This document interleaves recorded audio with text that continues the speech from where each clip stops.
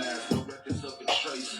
When your crime is organized, no man is over me, I'm highest in the morning time. Low key in the birds when I cross the state borderlines. Spin your block a horrified, fuck you bitch, you mortified. I'm standing where you draw the line, nigga, hold the line. My nutsack, I'm grabbing mine, open mine, quit holding mine. You gon' get this work and some overtime, you know the vibe. Little nigga, you know it's me, I don't need them to know it's me. When conflict get crucial, I can't help but do them bogus shit. Smoke you like a stove, beat you like you stole for me. Niggas out of body, put you back where you supposed to be. I shoot at you waking in the moment, niggas toast for you. My niggas do the most for me, that's what they supposed to. I want all the smoke, nigga, cut the shit you think you bad enough, you test. And you know how I'm coming, I ain't ducking nothing. You know when I pull up on your block, it's bustin'. You know how I'm coming, and you came with me. You know what's going, stop playing with me. I want all the smoke, nigga, cut the shit you think you bad enough to test. And you know how I'm coming, I ain't ducking nothing. You know when I pull up on your block, it's bustin'.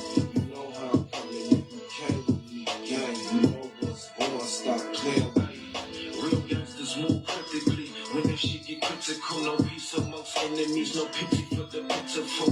Real nigga down to the bones and the minerals. Stick to the G code, I never told another soul. True to the literature, now salute the general. Kill you on your birthday, then slide on your funeral. It ain't about the clout chase, I'm a man of principle. Niggas out of body, now they body isn't critical. Cradle to the casket, the life we live is typical. God body, cause I will depart you from your physical. Niggas living fantasies, act like they was the only one. Don't talk to me about these streets, fuck you think you know me from. Just cause you related to them gangsters, that don't make you one. I ain't got no bloodline in these streets, but I can spill me some. I ain't got no mercy for this bitch, and she outside with us. They on demon time, we bring them hell, and the fire with us. All this smoke, nigga, cut the shit you think you bad enough to test. And you know how I'm coming, I ain't ducking nothing.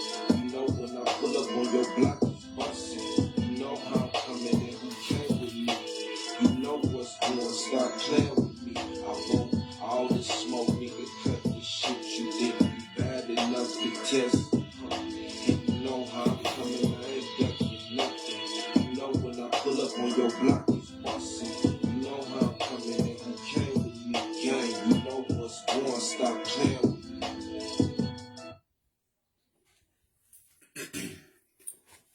What's good, what's good, what's good? What's good, what's good?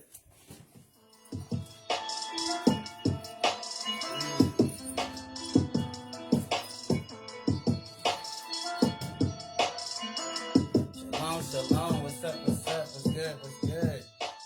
What's happening? You know, shout out to my mans, DB Goods, for the music and stuff. Shalom, what's cracking? I know y'all see the title, Wisdom of Sirach, right? Bible, becoming, basic instructions, becoming life eternal, right? So yeah, we're getting back into the book of Ecclesiastes. You know, we're gonna start in chapter 2 where we left off at. You know, we doing this series called Bible, Basic Instructions, Becoming Life Eternal, right? It's a sort of a play on how they say basic instructions before leaving Earth, right? But the reason why we flip it, because we ain't leaving Earth. Heaven is going to be on Earth, just like in the Lord's Prayer tell you, as it is in heaven, on Earth, right? So in the book of Ecclesiastes tells us that everything, all judgment and everything happens on Earth, right? So that's why we title it, and such. So, of course, all praises to the Most High Yahweh, and we do so in His only begotten Son, Yahweh Shai, right? So yeah, we're gonna just get right into it, where we left off at. So yeah, this is Ecclesiastes chapter 2, and we're gonna start back at the top, because we didn't get too far. We only got down to about verse 4. So hold on.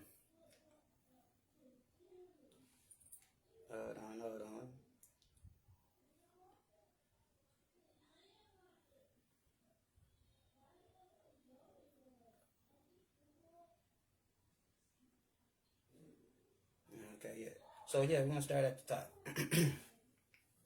So it says, "My son, if thou come to serve the Lord, prepare thy soul for temptation." Right, and that's where we left off last time. So yeah, you got to prepare yourself for temptation, and and that can be in any form. That can come in any form. You know, and you know, and so you have to prepare yourself for temptation, right? And it says, "My son, if thou come to serve the Lord, prepare thyself for temptation. Set thy heart aright and constantly endure and make not haste in time of trouble." Right? So that's what we got to do. We got to prepare ourselves for temptation, right? And then when we do get into some type of trouble, don't be how, a overreacting person where, you're doing more complaining than you're doing problem solving, right? And, so hold on, me looking for this real quick.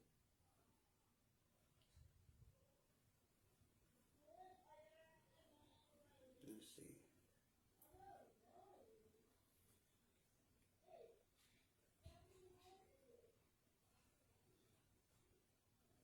Hold on.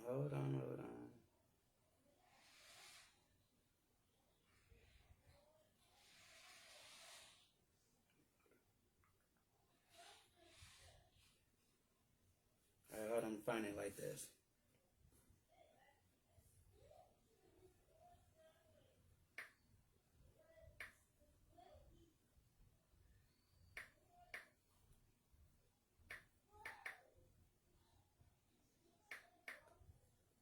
Find it like this.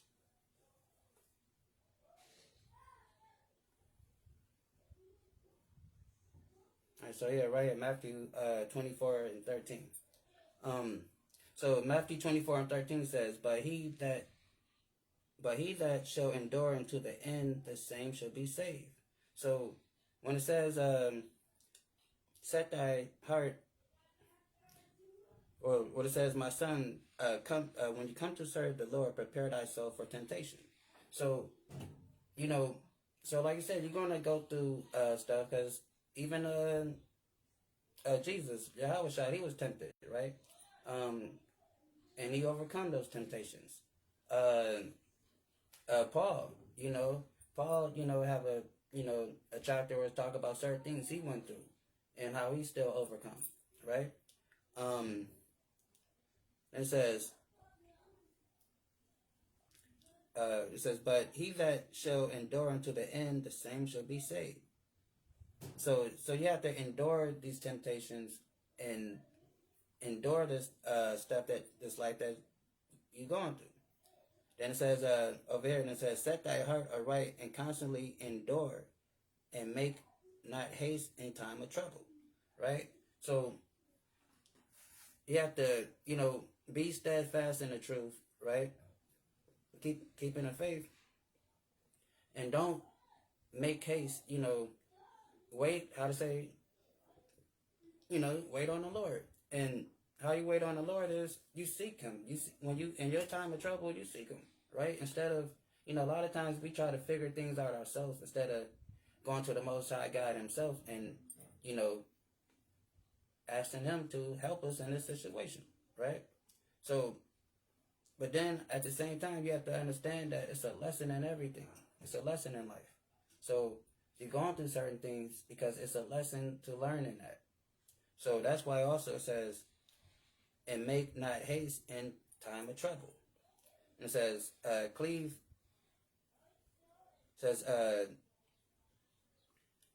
unto him and depart not away, that thou mayest be increased at thy last, like it says here.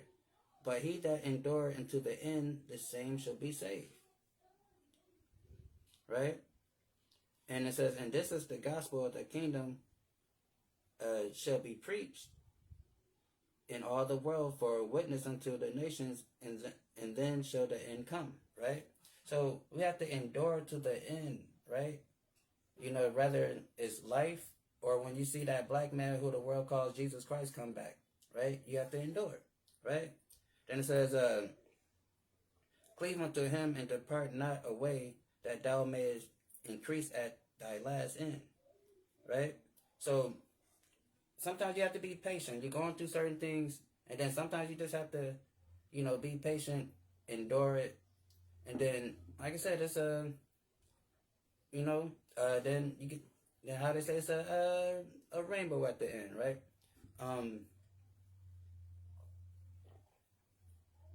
But we gotta endure and trust in the Lord, right?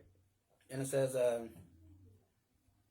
whosoever is brought upon thee, let me read it right. It says, whatsoever is brought upon thee, take cheerfully, and be patient when thou art changed into a low estate, right?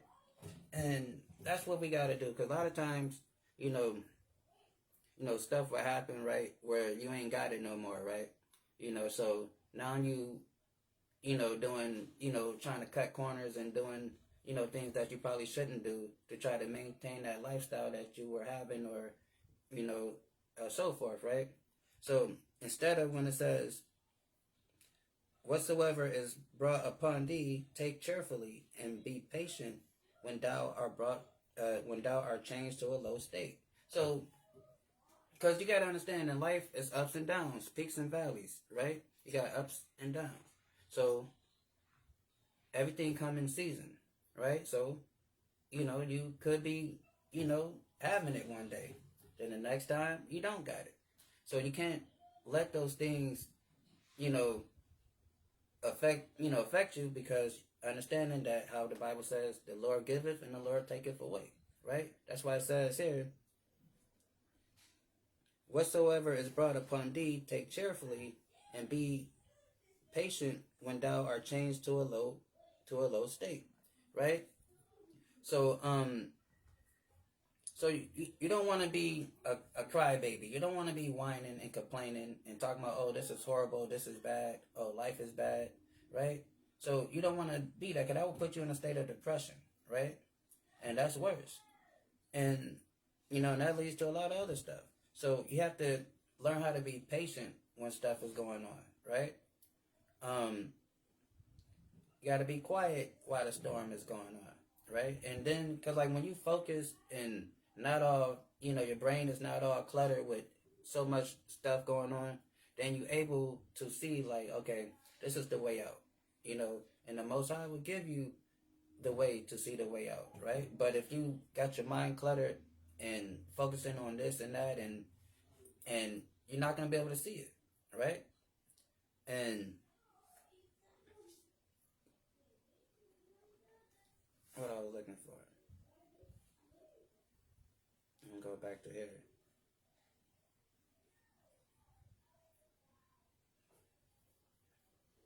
So it says, whatsoever is brought upon thee, take cheerfully, and be patient when thou art changed to a low state.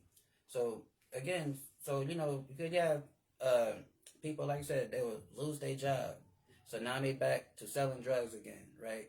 Because they like, well, sure, I got to try to do this or do that, or you know, they's in a relationship with a woman or whatever, and they spending X amount of money, then all of a sudden they ain't got it no more. So now they trying to do something that can be detrimental to them to try to still provide. But it says, what it say? It says, whatsoever is brought upon thee, take cheerfully, and be patient when thou art changed to a low state. So when you're saying take cheerfully, meaning, you know, this, don't be all stressed out about it, you know, because things happen, right? Yeah, stuff is bad, but, you know, don't spend your whole time whining and complaining, right? Then it says,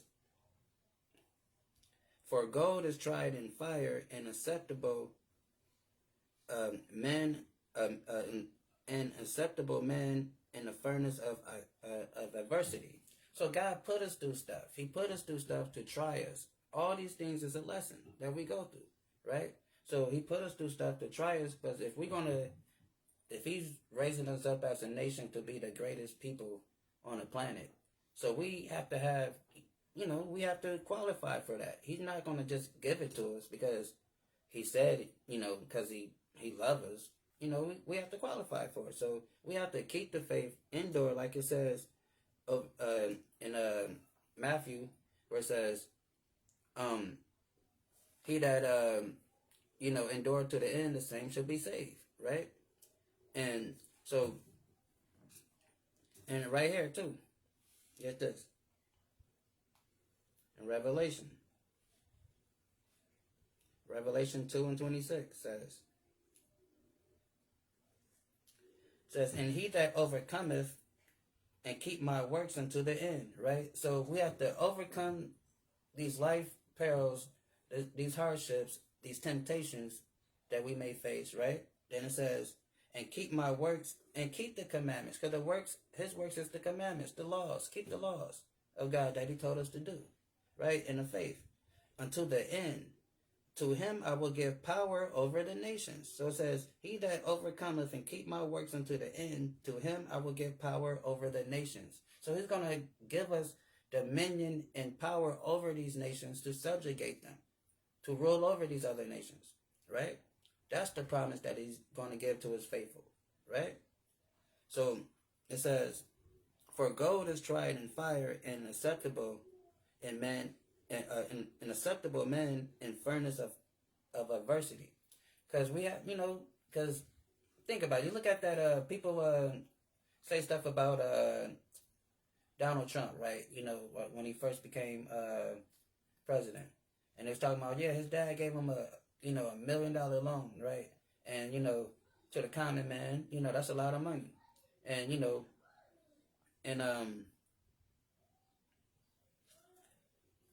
to a common man, that's a lot of money. And so a lot of people, they're looking at him like, oh, he's rich, but for the common man. But Donald Trump is looking at it like, oh, yeah, this is nothing, and all that stuff. And, so it's a difference. Hold on, read it one more time. It says, for gold is tried in the fire, and acceptable man in a furnace of adversity. So we looking at Donald Trump like, dude, you didn't have no adversity in your life. You act like you started from the bottom and now you're here. But your dad you've been rich your whole life, and then your dad gave you $1 million to start your company, right? So, but the Lord wants His people to go through adversity. He wants us to see things. He wants us to experience things. That way we can judge righteously, how the Bible says that the saints should judge the world. And we should judge righteously, right? You're not going to reward somebody something if they're not worth the reward that you're giving it. They have to earn it, right?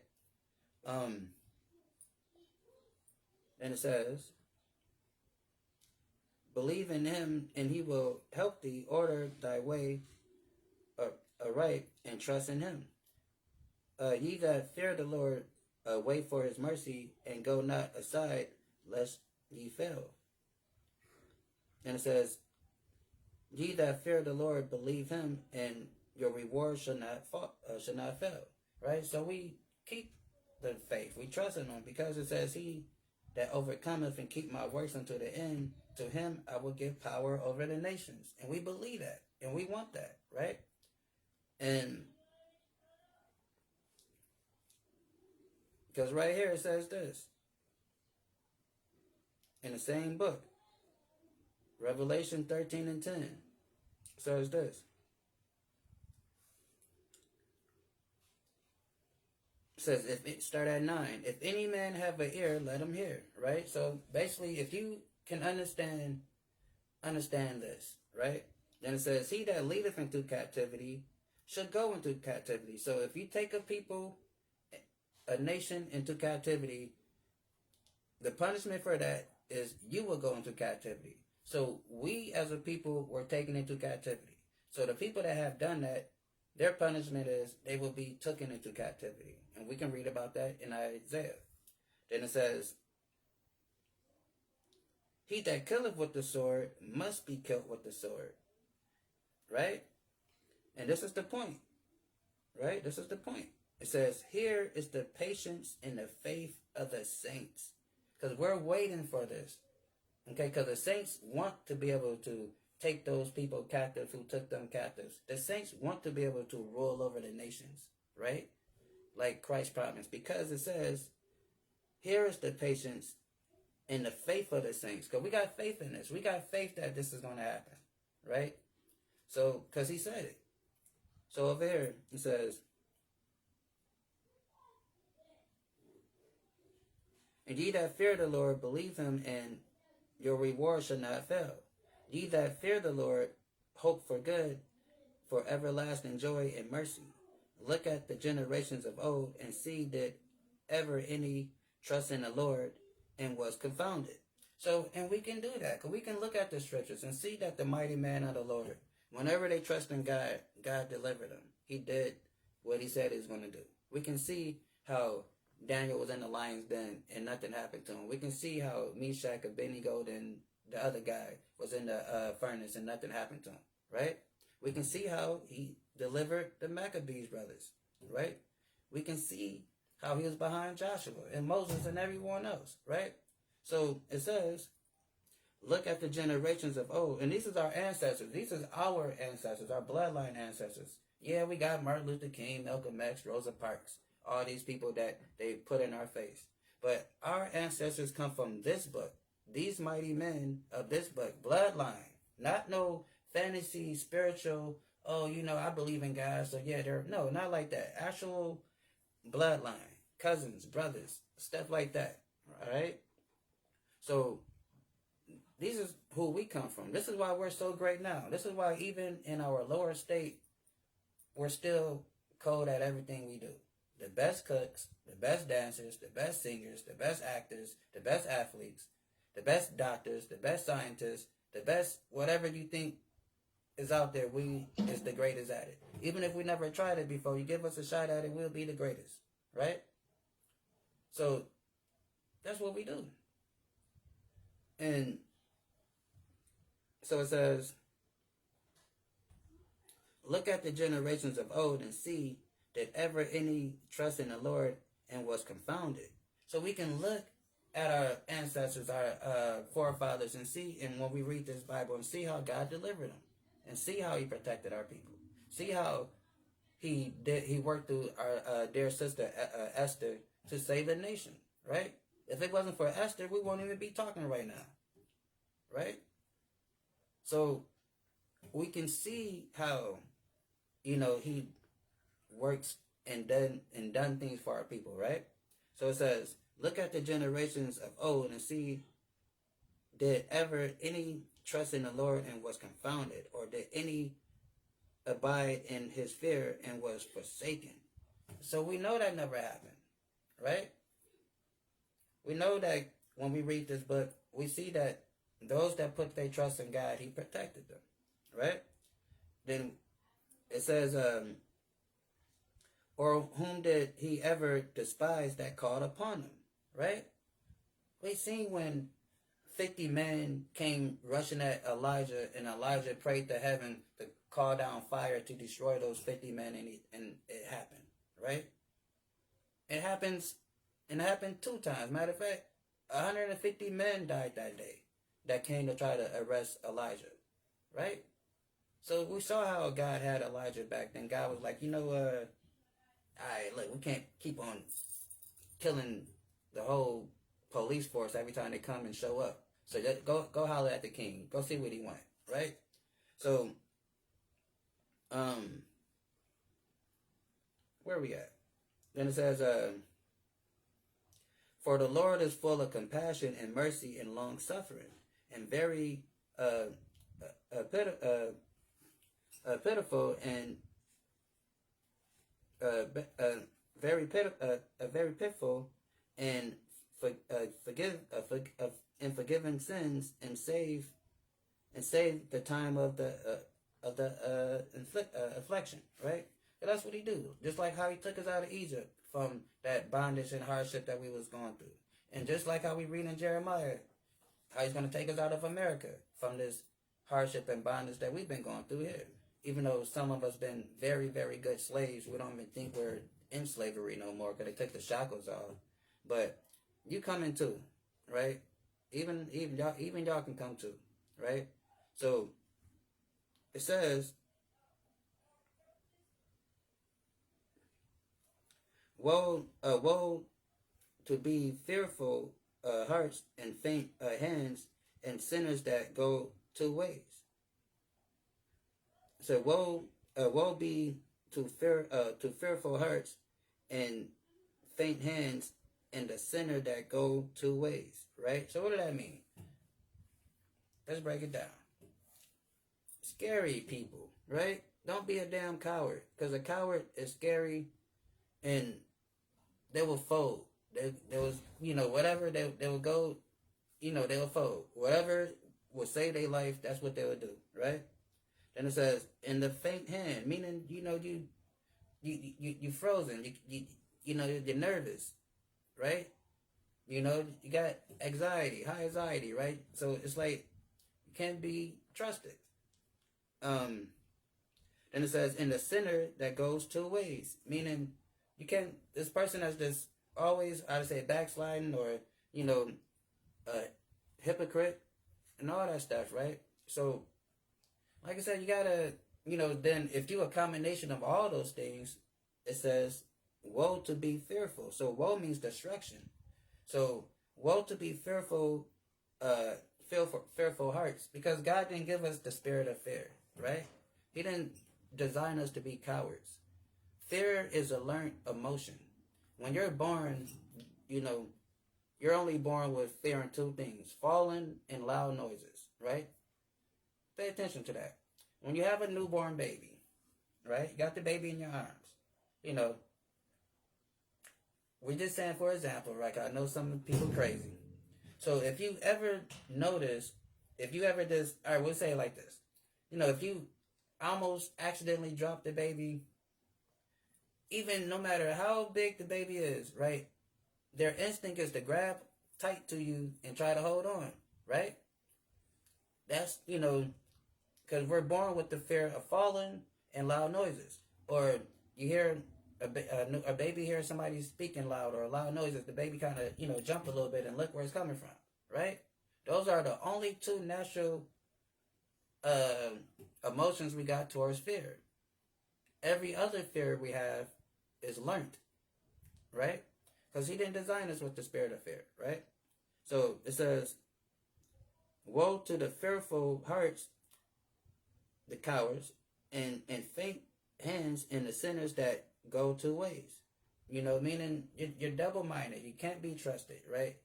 And so, yeah, you got to watch out for that, right? Because a coward would get you killed. A nervous person can, a person that's frozen a moment, can get you killed also, right? Then somebody that's just always, just a sinner, you want to stay away from them, because they go, like I said, they go two ways, meaning hypocrites. They're back and forth, right?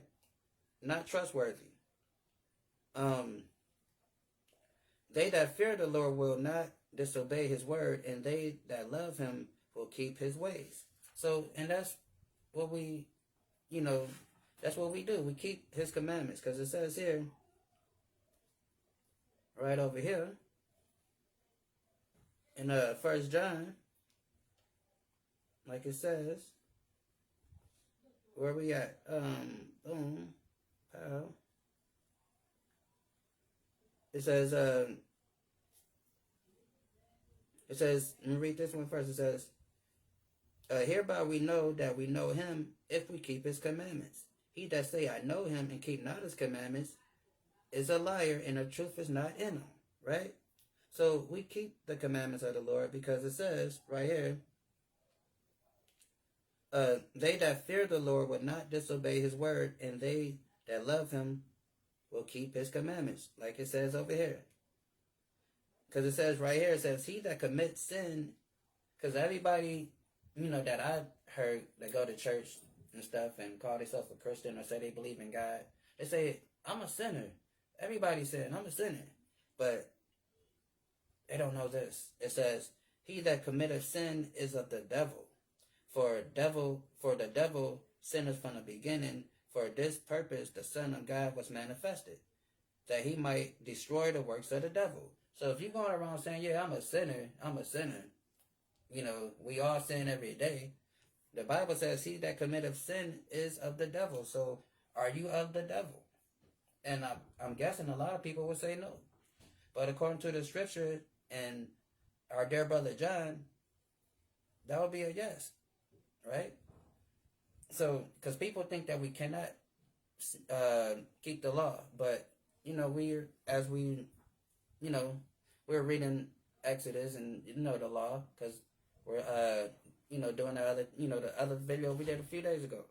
We have read some of the laws, and then we did a video about can we keep the law, because pastors say we can't. That's the name of the video where we went over the laws. So, and we see that these are laws that should be kept, right? And it's not any laws that we read that seem so fantastical that they can't be kept. We've been lied to, right? So it says over here, and it says, for this is the love of God, because everybody say they love God, because right here it says, and they that love him keep his ways. So it says right here, for this is the love of God, that we keep his commandments. This is 1 John 5 and 3. For this is the love of God, that we keep his commandments, and his commandments are not grievous, right? So they're not grievous to keep. They're not hard to keep, right? Because it says over here, they that fear the Lord will not disobey his word, and they that love him will keep his ways, right? Because the Mashiach Yahushua told us this. This is what he told us right here. Hold on, man.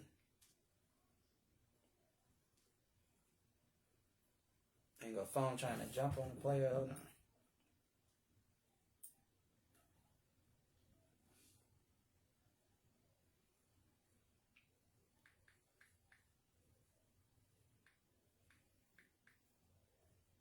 Do it like that. So, right here, this is Matthew 5 and 48. This is what Jesus said.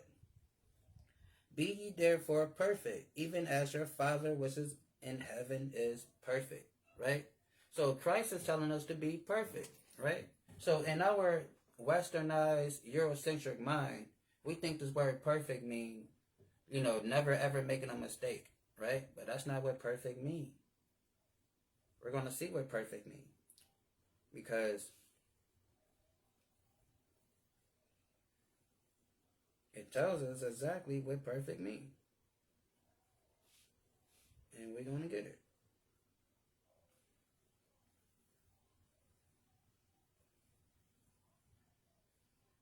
Hold on. Here we go right here. Do it like this.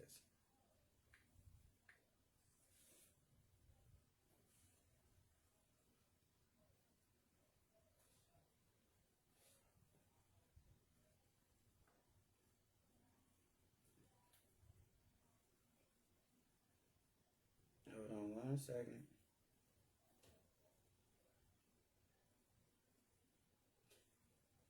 So let's get this one first. It says, this is Psalms 18 and 30. It says, as for God, his way is perfect. So his way is perfect. So if we keep in his way, it is perfect, right? That's what makes us perfect. Then it says, the word of the Lord is tried, and he is a buckler to those that trust in him, right? Then this is Psalms 19 and 7.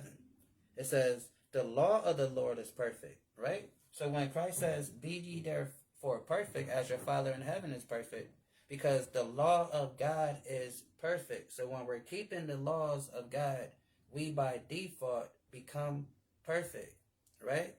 That's how that works. So it's not like in our English dictionary when you look up the word perfect, meaning, 10 out of 10, 5 stars, right?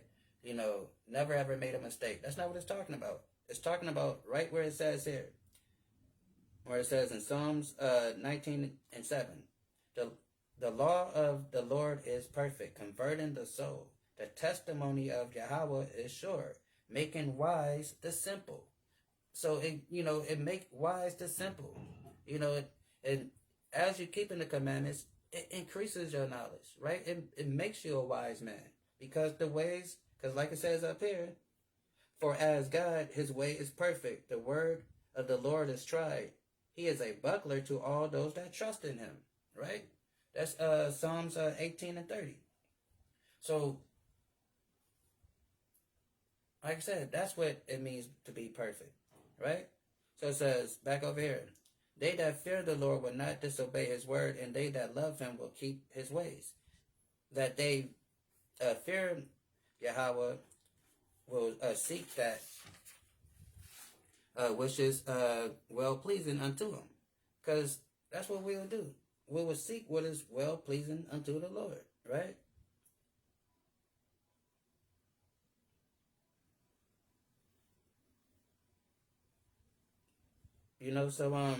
Yeah. So it says, and that's what we should do, because like the Bible says, David was a man after God's own heart, right? And that's because David wanted to keep the law, and he did keep the law, and he meditated on keeping the law, right? And the Bible says David only committed that one sin is when he numbered Israel, right? So, where we at? Then it says, and they that fear the Lord will prepare their hearts and humble their souls in his sight, right? And that's what we got to do. A lot of us be so prideful. We even come to God with our pride, right? We even think we can order God around. We can tell God what to do. Like God is, like we is somebody that God should stop and listen to, right? So that's what we don't, understand. We just think that God is here to just grant our every wish, right? But it doesn't work like that. It says, they that fear the Lord will prepare their hearts and humble their souls. So you have to be humble and meek when you come to the Lord.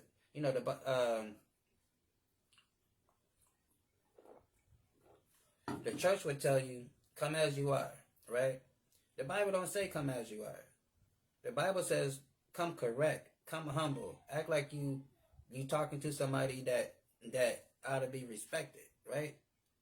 Because whenever you read this Bible, whenever the men of the Lord spoke to God, they fell to the ground.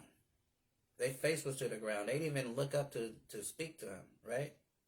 They didn't even look up to see him like that. They kept their face to the ground. They bowed down, right? They fell to the ground when it was in the presence of the Lord. So, but you have these people that's so prideful, right? I was watching this little commercial that was, in between this video I was looking at.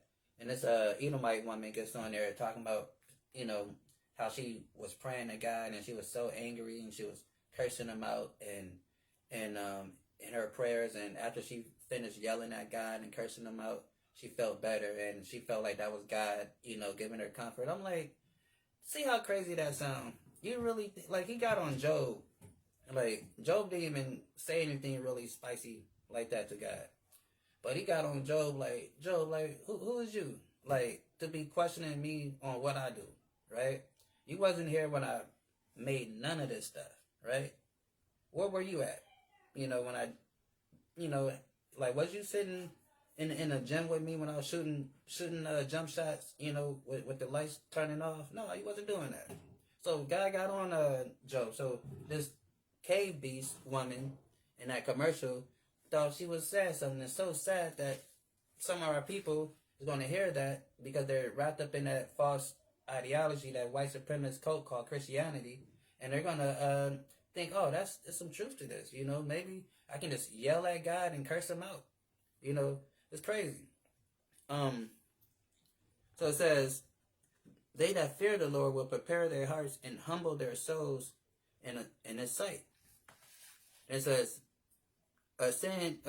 saying we will fall into the hands of the Lord and not into the hands of men, as His majesty is so mercy, right? So that reminds me too. I'm not gonna pull it for time's sake, but I'm just gonna paraphrase it. Like when David numbered Israel, and God sent the prophet, I think Nathaniel, to holler at him, and made him, choose his punishment. Like, hey, I can either, what was it? I can either have your enemies come and jack you up, and you have, have some turmoil with your enemies for a little bit and let them do you in.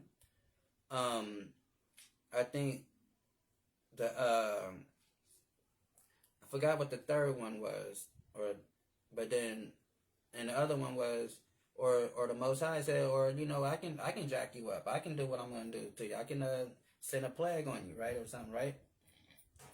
So David, he was like, look, don't put me in the hands of my enemies because they would do whatever and anything to me, right? I'd rather fall in your hands because you have mercy, right? So then he chose. So he like, all right. So then that's when the Most High sent the death angel and killed 70,000 Israelites that day, right? And so that was the punishment. But then Most High seen the angel going towards Jerusalem, His holy city, and he had to stop the angel. Like, no, slow down. That's all right. That's enough. I think they get the point, right? So this is who we dealing with, right? So you have to come correct when you're dealing with this man, right? So it says, saying we have failed into the hands of the Lord and not into the hands of men. Because your enemy, someone that really hates you, if they get a chance to do whatever they want to you, they're going to do whatever they want to you. So it's best that you do fall in the hands of the Lord, because at least you have a chance of mercy, right? So then it says, chapter 3, and it says,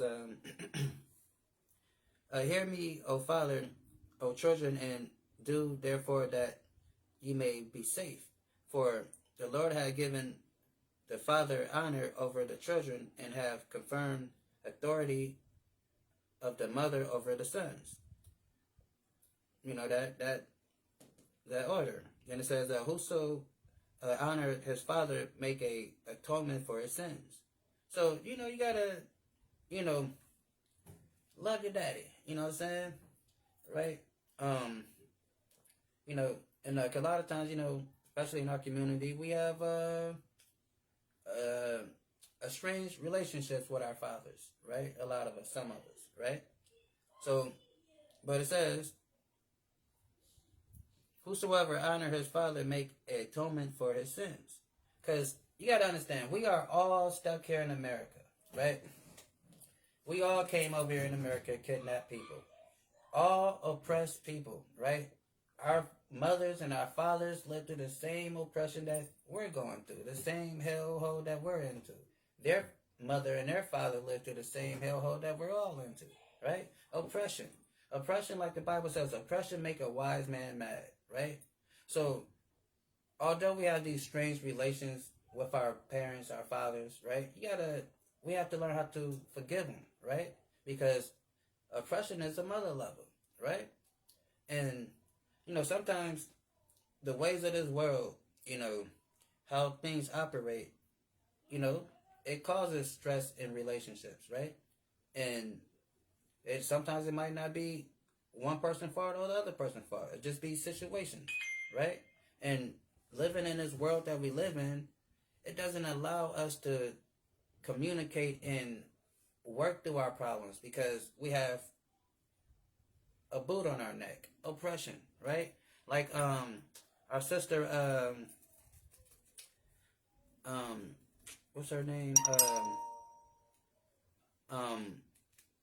don't know why I can't remember her name now.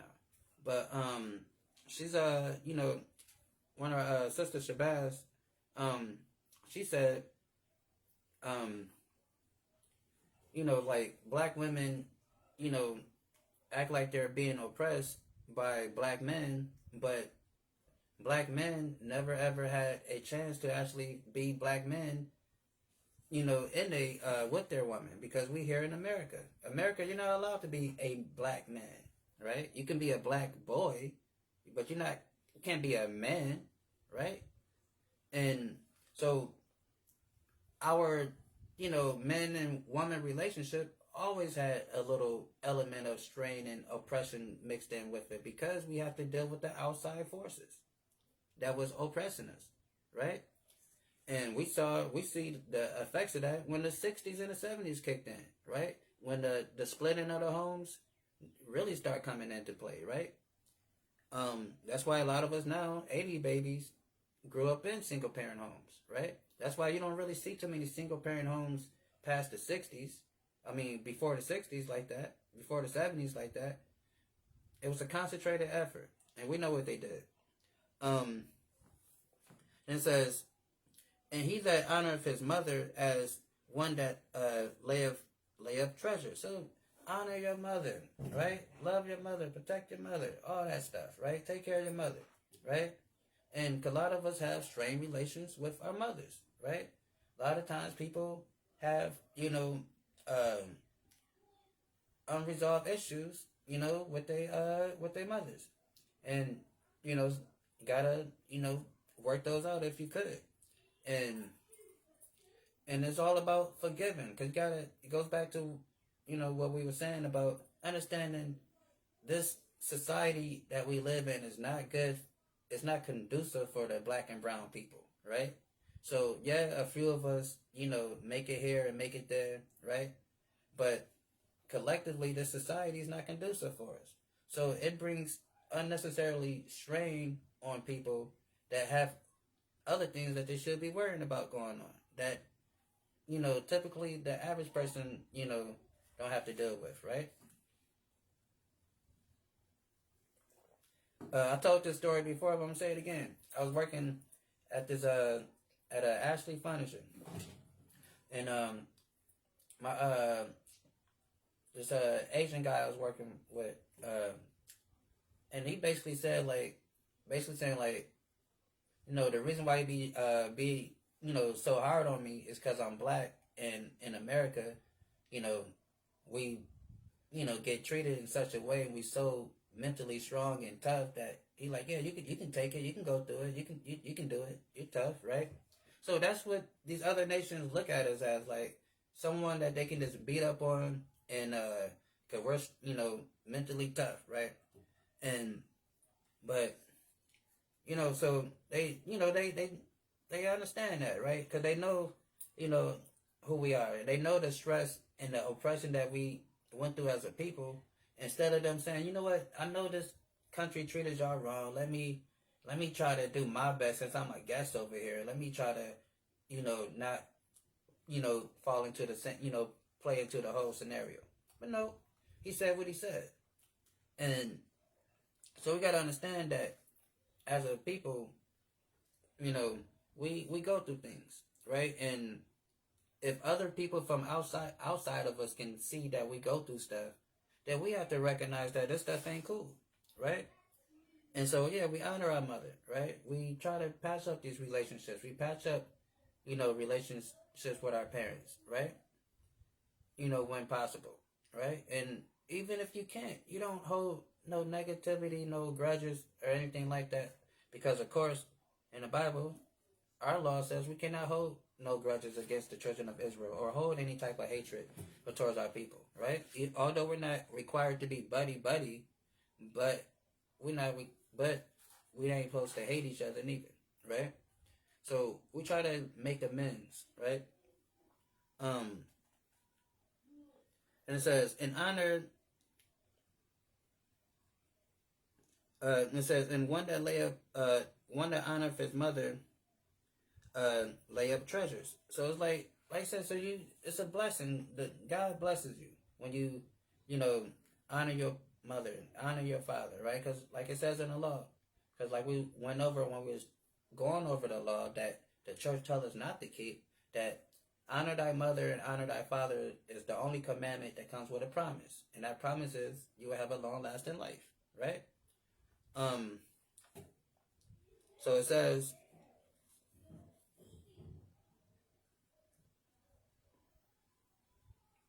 whosoever honor his father shall have joy of his own children, and when he maketh his prayer, he shall be heard, right? So you honor your, because if you are obedient to your parents, because that is a trickle down effect. So then your kids are going to see how you interact with your parents, and then that's how they interact with you, right? And that's important because image is everything, right?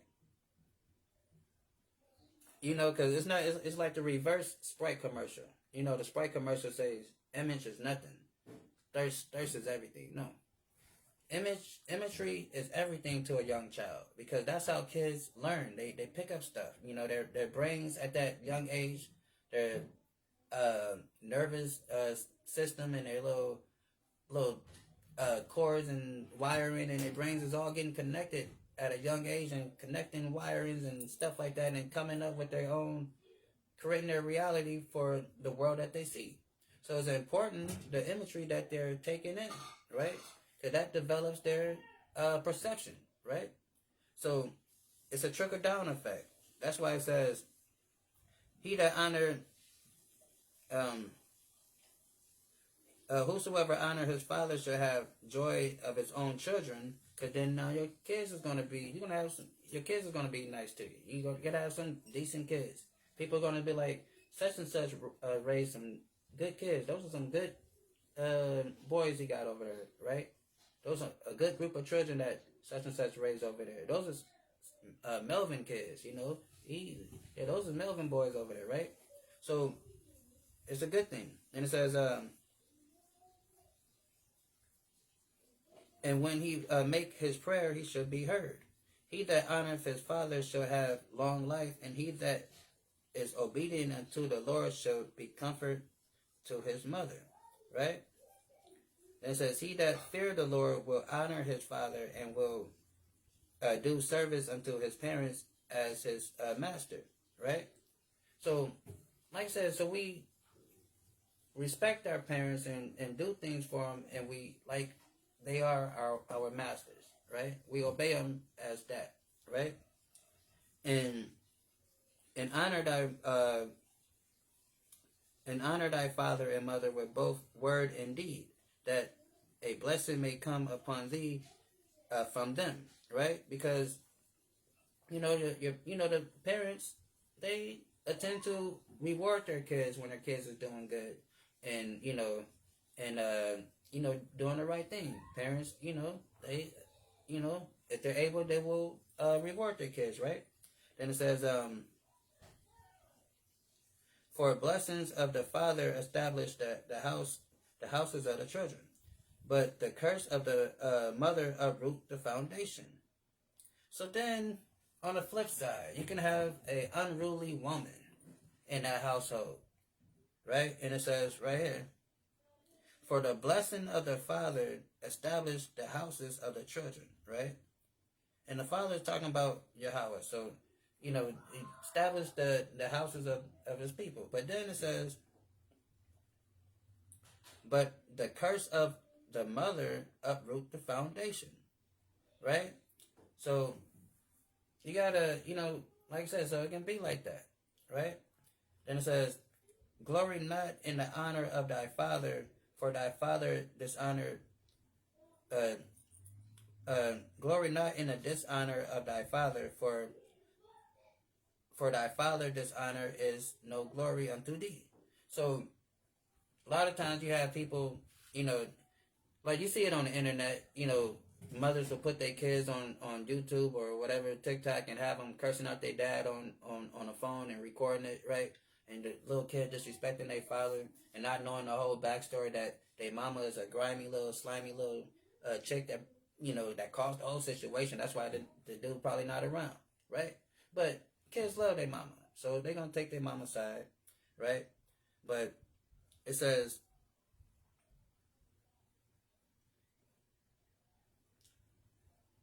hold on.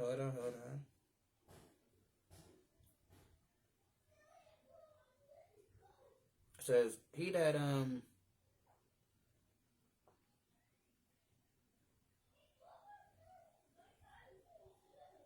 says, honor thy father and mother, both word and deed, that a blessing may come upon thee. For a blessing of the father establish the houses of the children, but the curse of the mother uproot the foundation.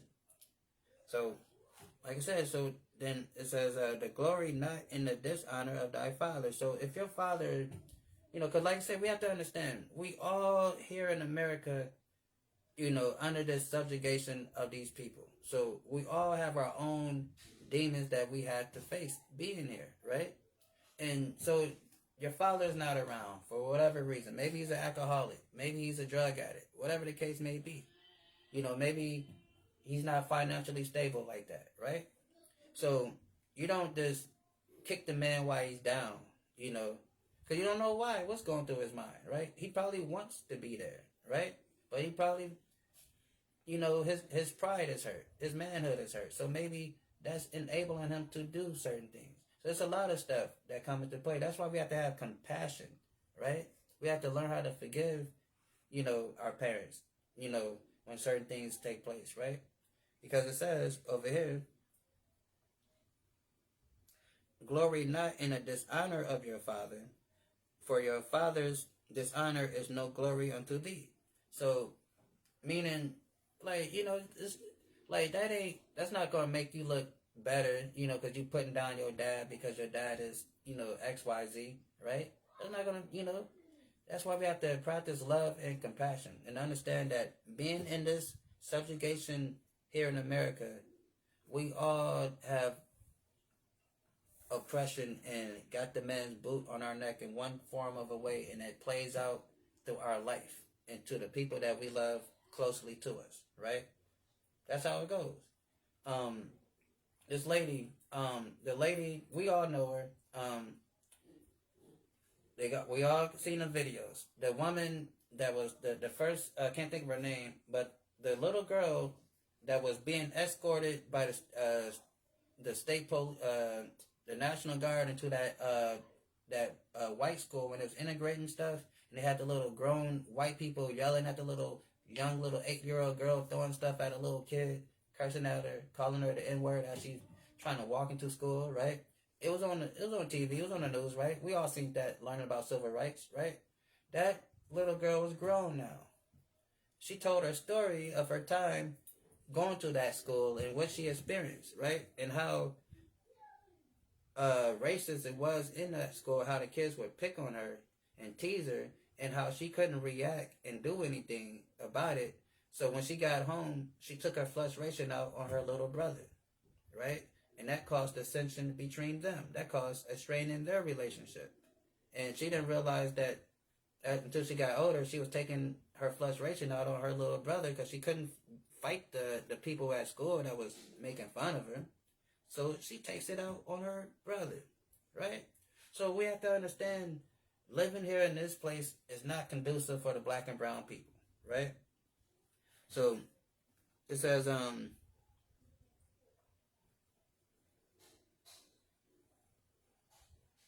where we at? It says, for the glory of a man is from the honor of his father, and the mother is dishonor is a reproach to the children. And read it again. It says, for the glory of a man is from the honor of his father. Because, like I said, if you a good son, right? And, your dad going to talk about you like, oh, yeah, my son is doing this. My son is, whatever, right? He off to college doing this, right? Because fathers are proud of their kids, even if they don't do nothing for them, right? We all know that dad that got kids that don't never see him, but, he'd be talking about them like he'd be seeing them every day, right? So, because we're naturally had that pride for our kids, right? It says,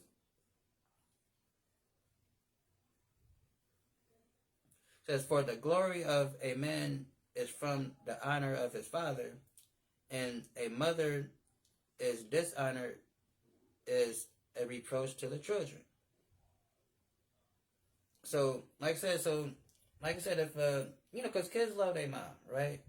And if their mother's being disrespected, you know, that hurts the children, right? Because because kids love their parents, right? They love their mommy. Then it says, my son, help thy father in his age, and give and grieve him not as long as he live. So help your father in his older age, right? Help him, because he was there for you when you was, couldn't do for yourself, right? And if his understanding fail, have patience with him, and despise him not when thou art at thy full strength, right? So sometimes you might be dealing with the elderly, and their mind might not be as sharp as it used to be, right? And so you got to have patience. They might not respond as quickly as they used to, right? So you have to be patient. You can't get upset with them because they're not moving as fast as they used to, right? You have to be patient, right? And it says, oh yeah, because just because it says, when thou art in thy full strength, because you're a young person, right? You got your youthfulness, so now you kind of, you like what they say, spring chicken, but now you with your older parent, and you getting frustrated because they're not moving as fast as you, right? Or they not responding as fast as you, or whatever the case may be, right? So it says,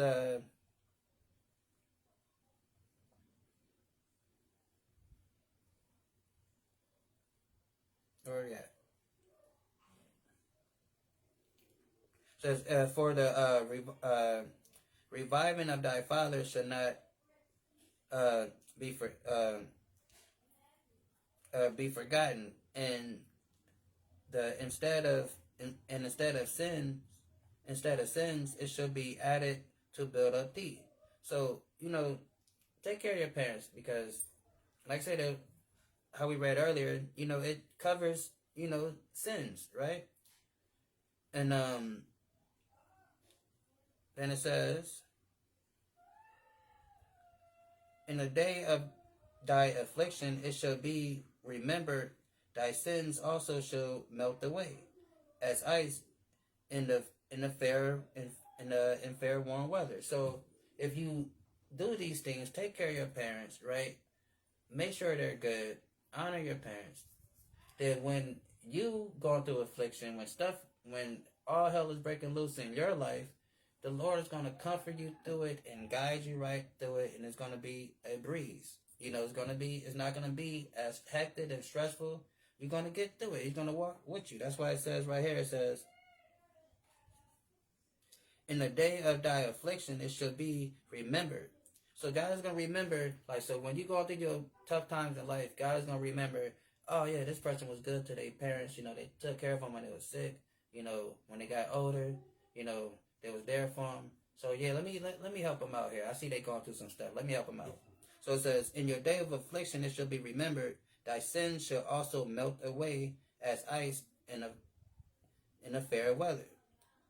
He that forsake his father as a blasphemer, and he that angered his mother is a curse of God, right? So don't disrespect your parents. You got, we see videos of people fighting their parents and stuff, or even, unaliving their parents and stuff, right? Just doing unseemly things to their parents. And, and albeit some probably don't have the greatest relations with their parents, but again, sometimes people gotta agree to disagree, and if you're not able to amend certain things, you just have to not be around each other, but at the same time, don't hold grudges and keep up hatred for one another. But right here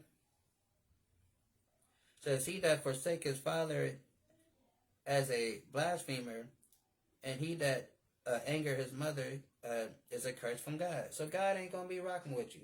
Then you're gonna be wondering why stuff ain't going right in your life, because you ain't taking care of your parents, right?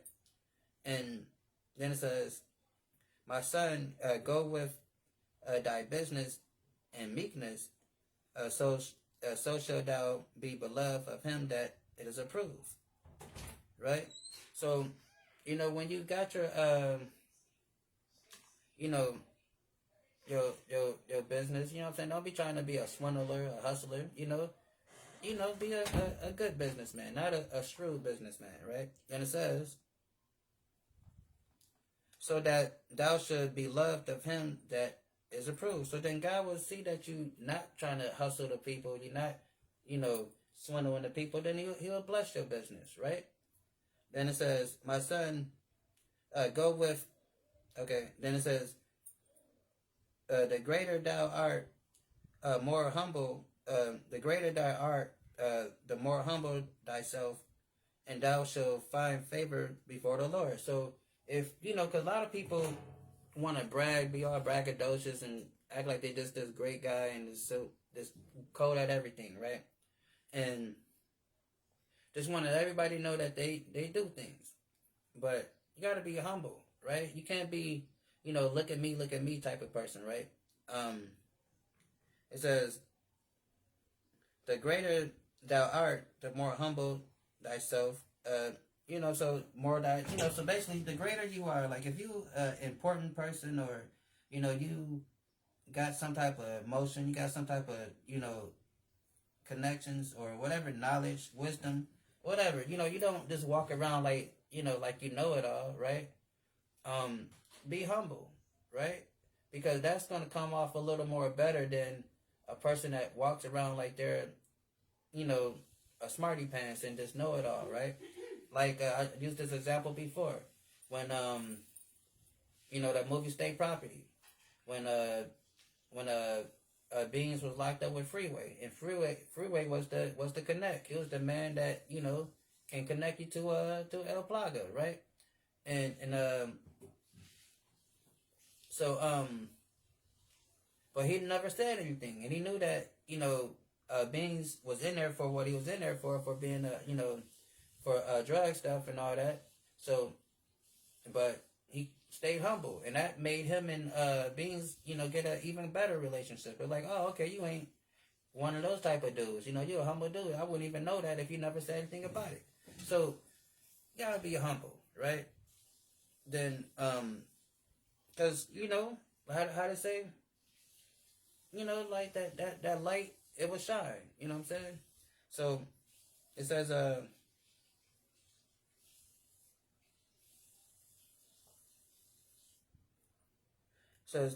the great thou art, the more humble thyself, and thou shalt find favor before Yahweh.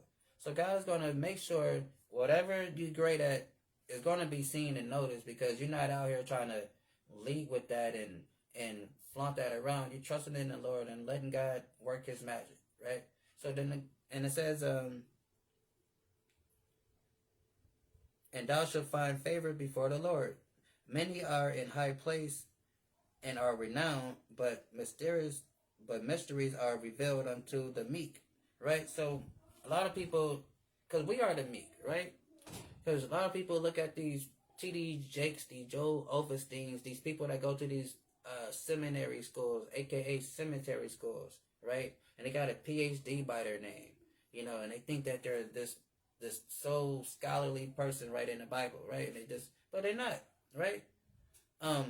Because it says here, many are in high places. So these people that go get their doctrine, get their schools, and put on pedestals, and everybody look at them as great men, and saying, and are renowned. So they're very important people. It says, but this is what God does. This is what I be telling people. I'm like, if you read this Bible, it's a certain type of thing that the Most High, it's a certain type of people that God always work with, right? Everybody think God go after the one that the most handsome person, the one that got the most money, the fancy suits and all that stuff. No, that is a certain type of people that God goes for, and you can see that in the Bible. He goes for the ones that nobody else is looking for, right? Because He doesn't look at men like how we look at somebody. We'll look at somebody and be like, that person makes a good leader and blah blah blah. They should do this. They should do that. He don't judge us the way we judge us, right? So it says, many are in high places and of renown, but mysteries are revealed to the meek. So it's revealed to the humble, the meek, and we are the meek. Because the Bible says the meek shall inherit the earth, right? Because that's what's going on here, right? So, and that's why it tells us when we keep the commandments, he will increase our knowledge and wisdom, right? Our understanding, right? Those high up, they're not keeping the law. They don't, they're not speaking thus saith the Lord, right? They're just stealing everybody money and giving the appearance of holiness, right? But the Lord don't look at that, right? It says, many are in high place and of renown, but mysteries are revealed unto the meek, right? So God give his secrets unto the babes, right? Like it says that, I think it's in, let me find it real quick.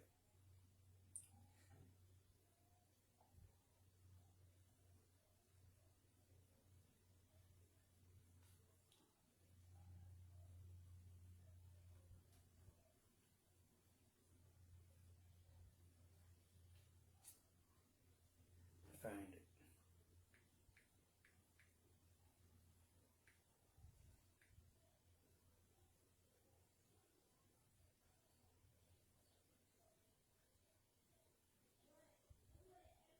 Hold on.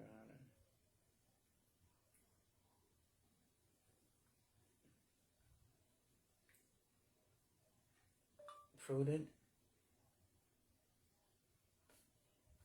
Find it like that. Damn it. Hold on 1 second.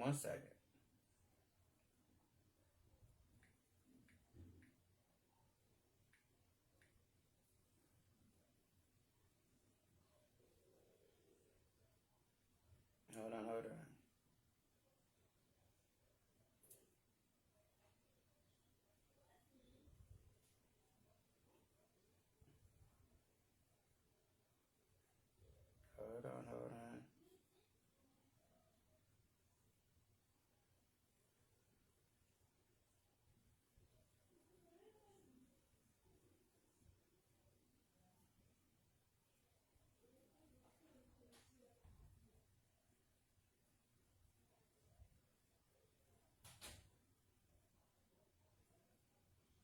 And do it like this. Hold on. Could be in the New Testament.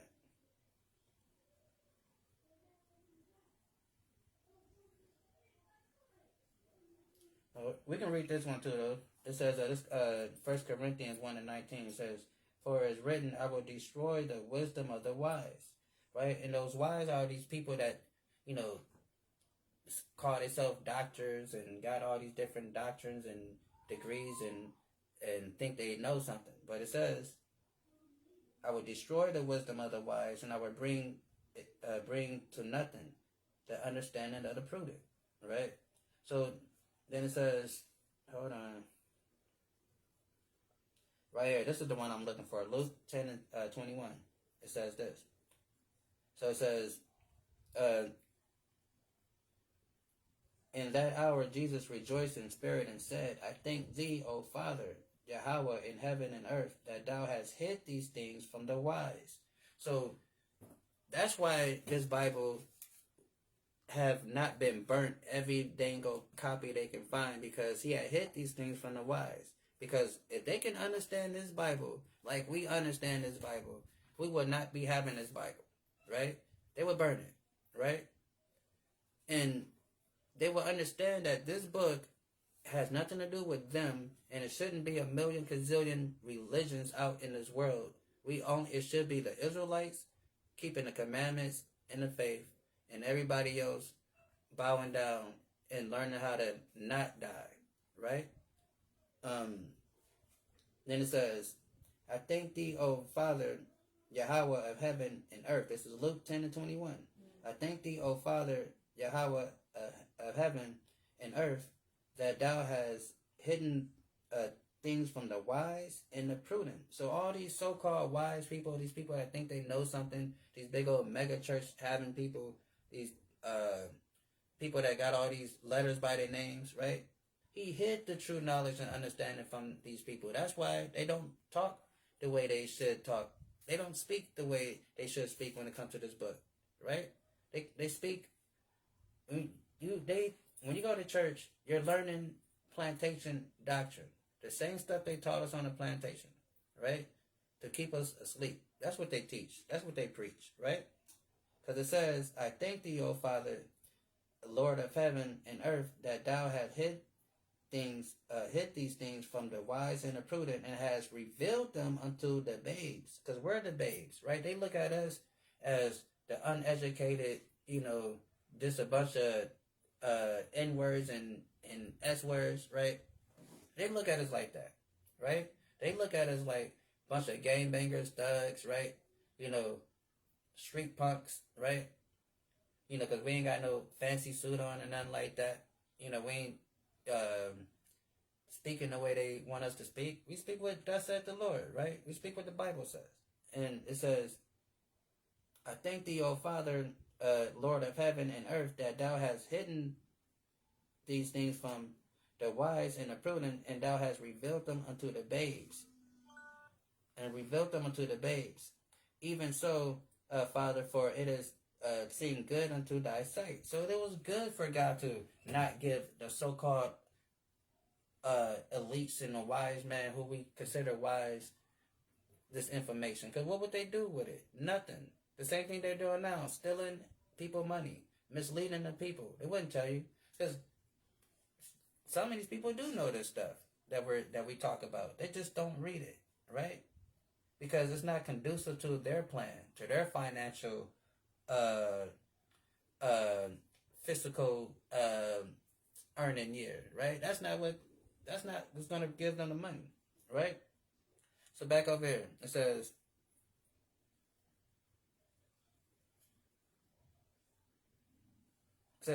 "Many are in high places and of renown, but the mysteries are revealed unto the meek. For the power of Yahweh is great, and his honor is lowly. Seek not out of the things that are too hard for thee, neither search the things that are above thy strength." Right? So don't put yourself in deep waters, right?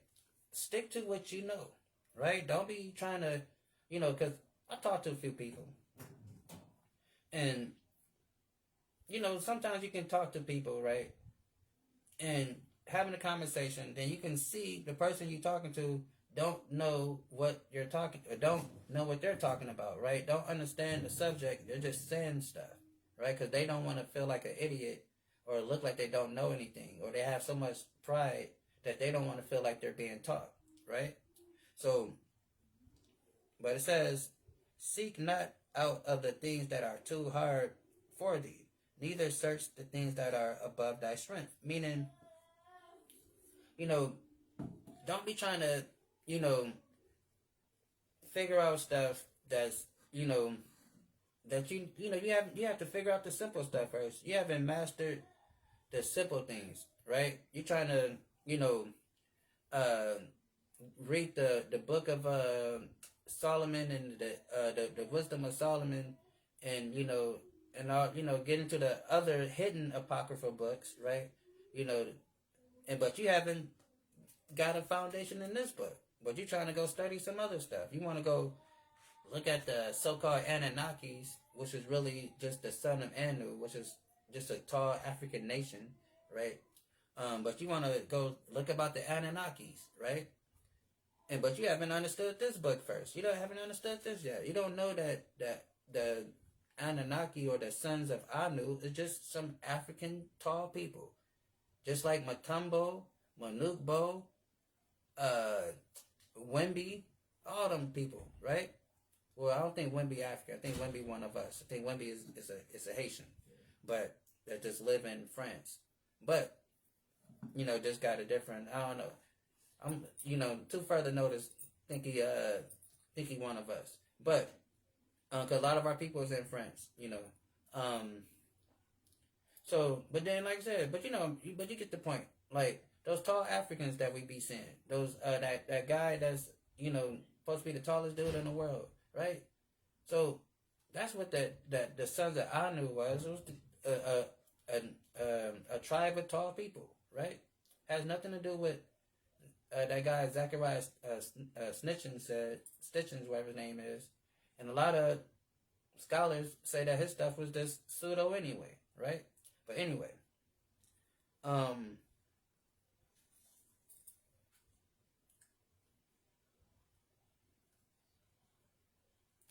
it says, seek not out the things that are too hard for thee, neither search the things that are above thy strength. You know, so like I said, 'cause a lot of times we be trying to just we want to know everything. We want to try to cram everything, but you have to take baby steps, right? You have to, you know, absorb the milk first. You have to understand the basics before you start trying to dive into a whole bunch of different stuff, because you never know. You know, spirit can hop on you. You over there trying to study this and study that, and now you done found something that kind of, you know, sound good to the ear, and now you done stop serving the Most High, you know, Yahweh. Now you practicing this. Now you mixing this in with that, right? Now you saying that, well, God doesn't say, you know, God doesn't care if we do this or that. You know, God says it's okay to eat pork. God said we can eat shrimp, you know. We can eat crab and lobster if we just pray over it. You know, now you start talking like that, right? And so now you're creating other stuff that's outside of the Bible, right? But it says, seek not the things that are too hard for thee, neither search the things that are above thy strength. So stick to what you know. Don't be trying to end up running your mouth too much to where you get yourself into deep waters. Now somebody's questioning you on some stuff, and you don't have the answers because you're just making up stuff, right? Then you get mad and don't want to have the conversation, and now you're looking foolish, right? That happens. Then it says, because like even too, like in the book of Ezra, when an angel come and visit Ezra, you know, Ezra is asking the angel some questions, and the angel told him too, like it's enough stuff on this world that you people haven't even figured out yet. It's information and knowledge and wisdom of this earth that you guys are still haven't even able to tap into. So why are you asking me about the wisdom and knowledge of the spirit world of heaven, where God dwells at? You're not going to understand that neither, because you don't understand how the natural world works. So that's the point here. We don't really have a good grasp on the natural world, how it works. So why are we trying to just go and try to go outside and look at this, study this, and study that? We have to understand here, right? First, like the angel was telling Ezra, like, you know, you can't understand the things of God, you know, in that heavenly realm, because you can barely understand the things in this earthly realm, right? So it's all about sticking to what you know, right? And don't try to, you know, get into spaces where you know you don't know anything, and you try to be an authority when you really should be a student, right? So yeah, and it says, but what is commanded of thee, think upon with reverence, for it is not needed. Where it says, for it's not needful for thee to see with thy eyes the things that are in secret, but not curious in unnecessary matters, for things are showed unto thee, than man understand. Many are deceived by their own vain opinions, and evil suspicions have overthrown their judgment, right? So it says, but let me start right here. It says, but what is commanded of thee, think thereupon and with reverence. So what is commanded of us is the commandments. So we think on those. We meditate on those, like David said, he meditate daily, right? Excuse me. Then it says, for it is not needful for thee to see the things to see thy eyes, well, to see with thy eyes the things that are in secret. So,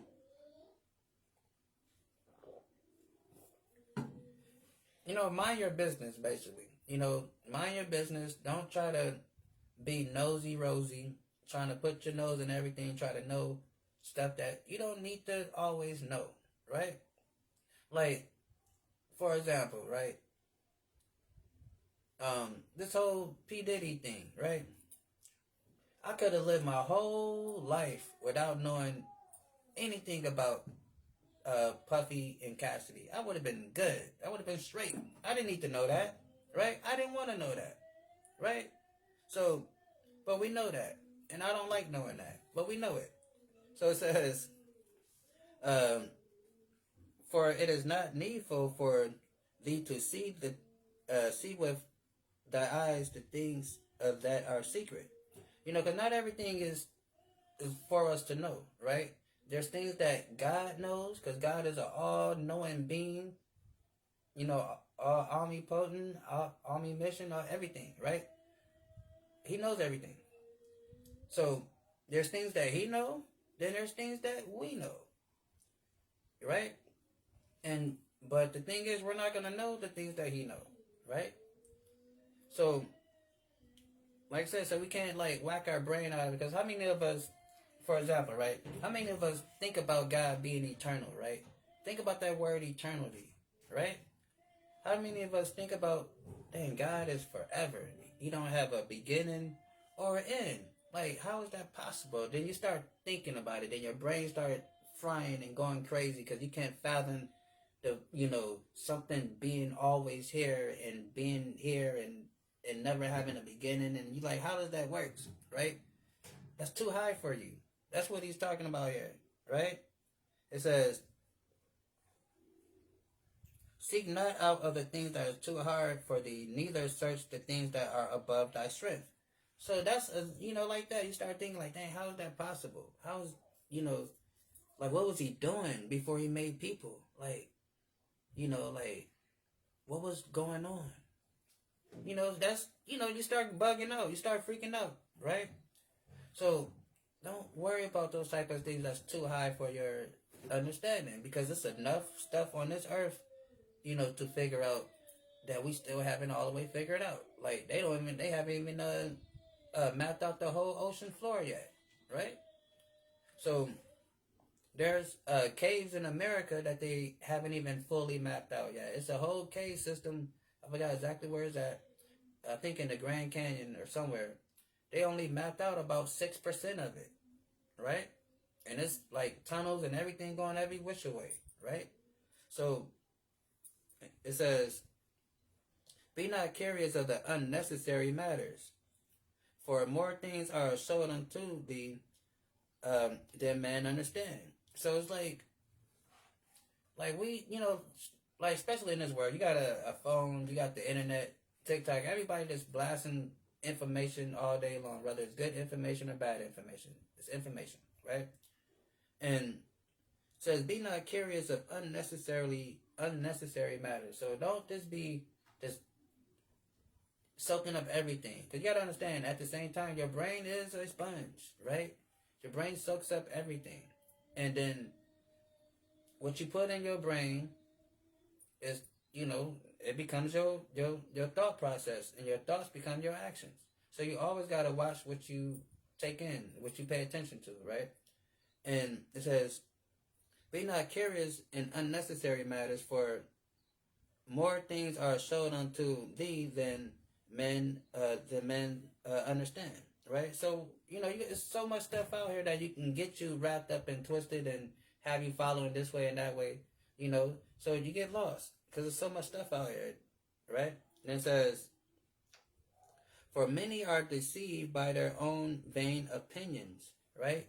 And that's a lot of us, right? A lot of us are deceived by our vain own opinions because they think that, everybody, this is their favorite thing. Well, I know God. God know me, God is cool with what I do. God knows me. I gotta, yeah, God knows that you wicked as hell. That's what God knows, right?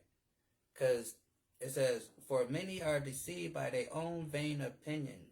Because people think, just because certain things might be going, right in their life, they think, oh, this is a blessing. But if you're not keeping the commandments and, and doing what thus said the Lord, it's just a setup.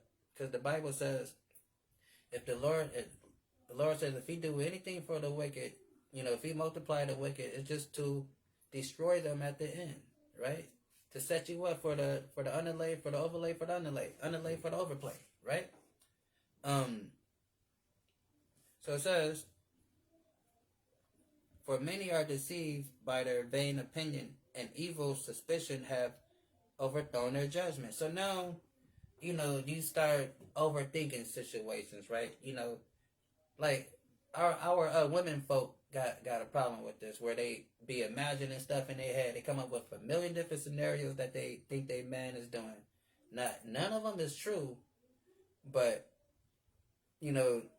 they came up with it, and they start believing some of that stuff. Then evil suspicions start creeping in, right? Or anything. It can be like this, that spirit, that demon hop on you, and just start making you looking at your whoever, kind of different, kind of suspicious, like without trust, and that person haven't done anything to you, right? Haven't really gave you a reason, right?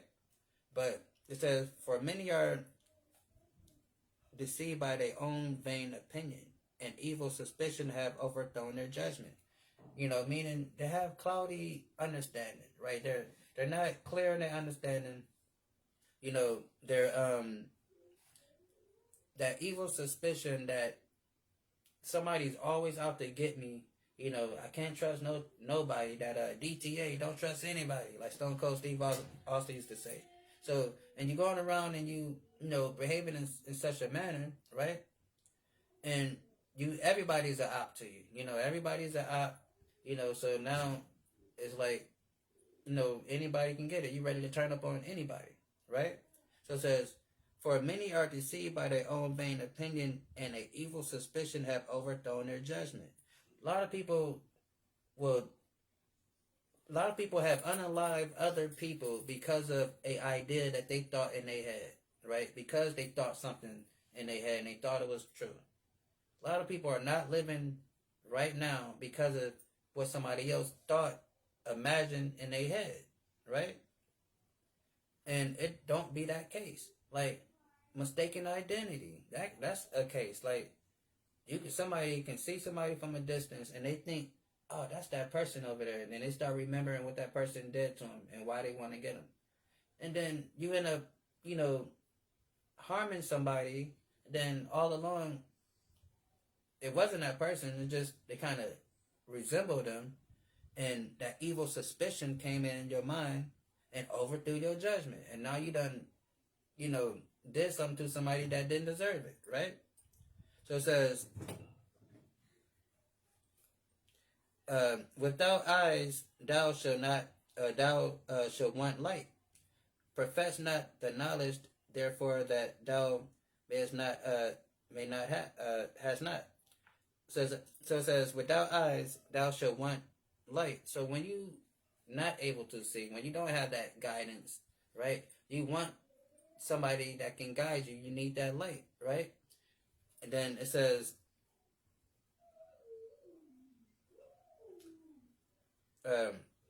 profess not the knowledge, therefore, that thou hast not.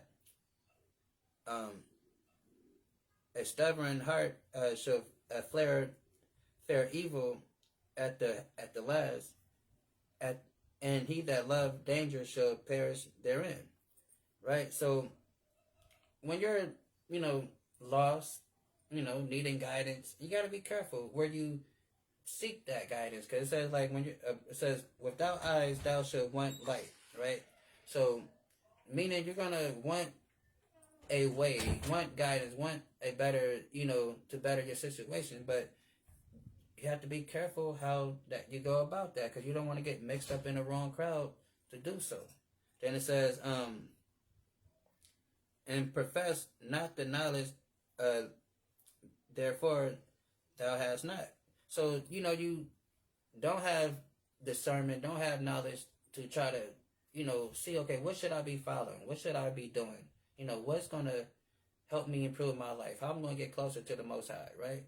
If you're not using wisdom and discernment, you're gonna be, you know, following whatever, doing whatever. You're gonna be in some type of cult with the Heaven Gates and David Koresh and them, right?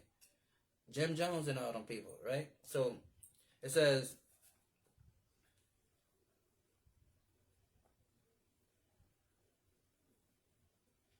a stubborn heart shall fare evil at the last.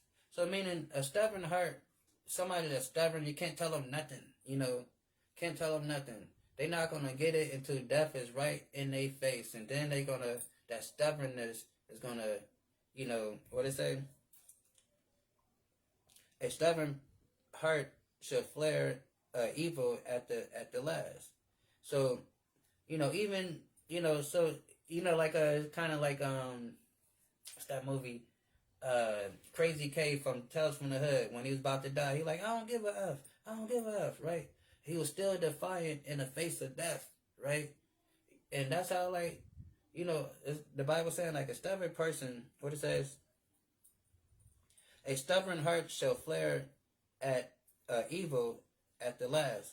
So when they're on their facing their deathbed, they're so stubborn, they so stuck in their ways, they're not gonna even then realize, like, dang, I'm just too dang stubborn. This is why this is happening.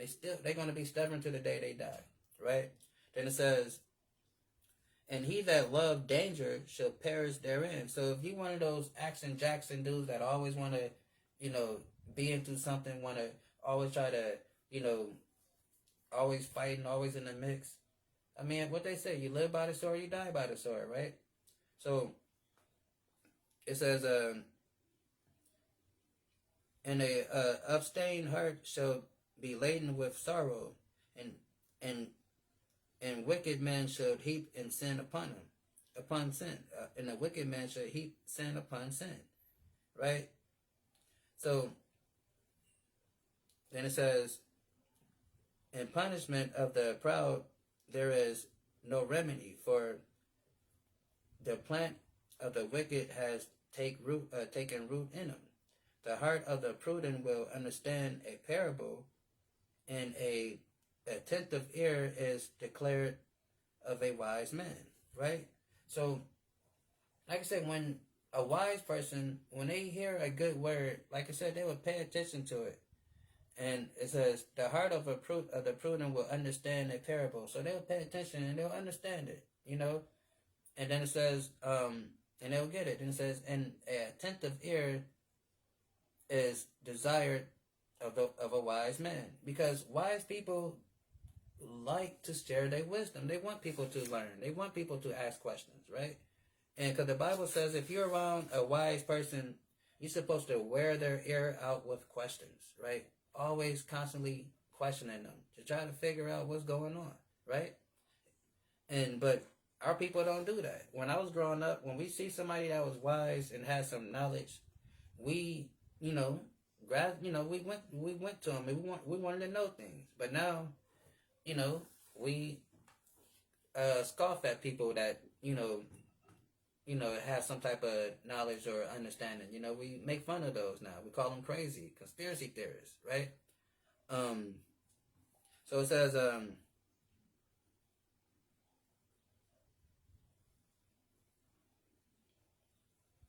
says, attentive ear will desire a wise man, attentive ear is desired of a wise man, because, each one teach one. You're supposed to want to share this information. Then it says, water will quench a flaming fire, and alms will make atonement for sin. And he that requitteth a good turn is mindful that which may come hereafter, and when he fallen, he shall find a stay. Right? So, meaning,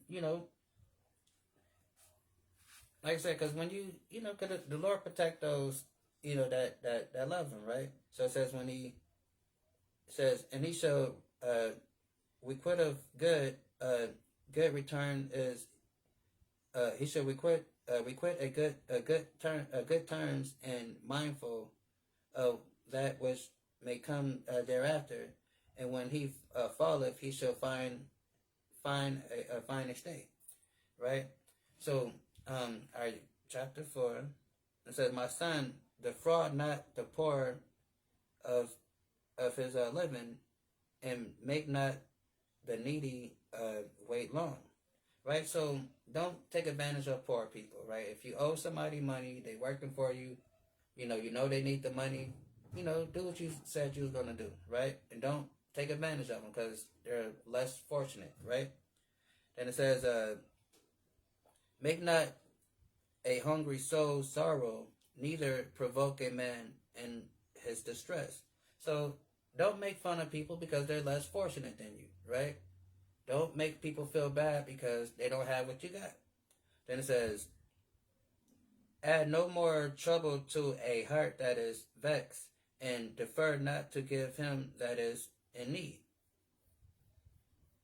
So, like I said, if you see somebody already stressed out, already going through some stuff, don't add on to their drama. Don't antagonize them when they going through it, right? Then it says,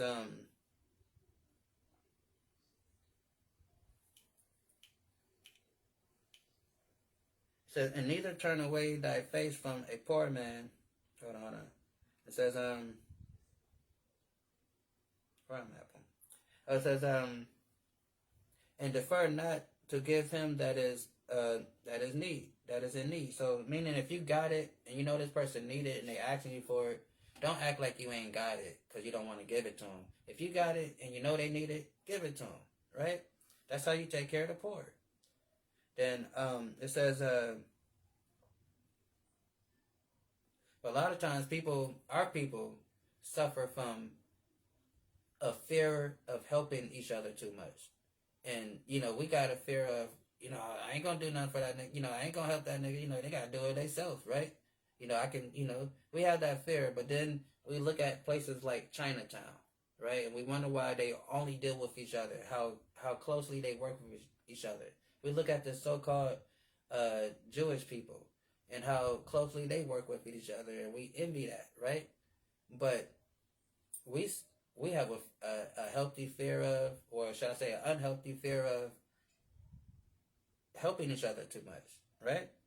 And that's a bad thing, because the Bible says we're supposed to help each other. When we see one of us on bad times, we're supposed to help each other till we're able to help that person somewhat get back on their feet, right? You don't not help them, right? Because we're not supposed to, that's how we take care of the poor amongst our nation, right? And it says, where am I at?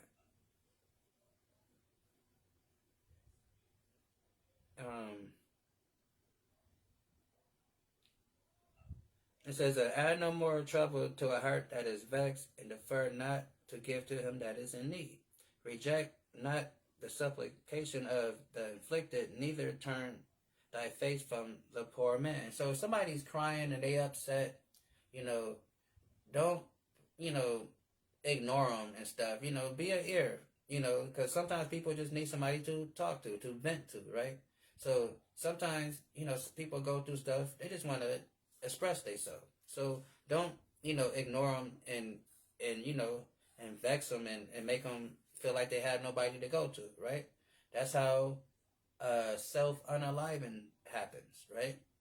So, in some cases. Then it says,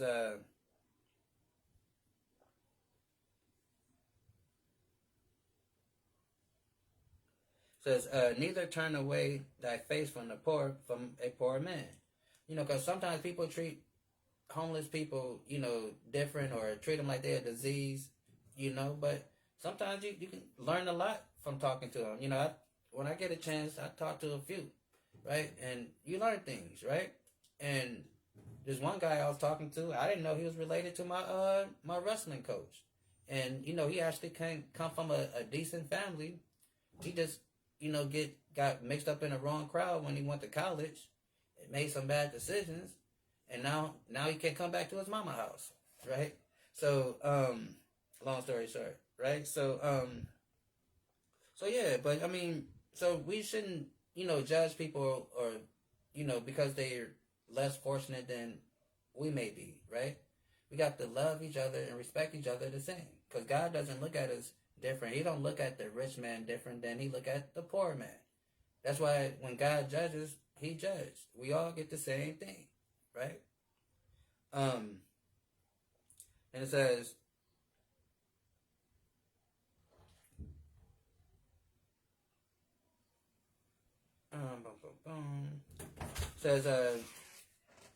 says reject not the supplication of the afflicted, neither turn away the face of the poor. So, like I said, be willing to give an ear. It says, turn not away thy eye from the needy, and give him none occasion to curse thee. Right?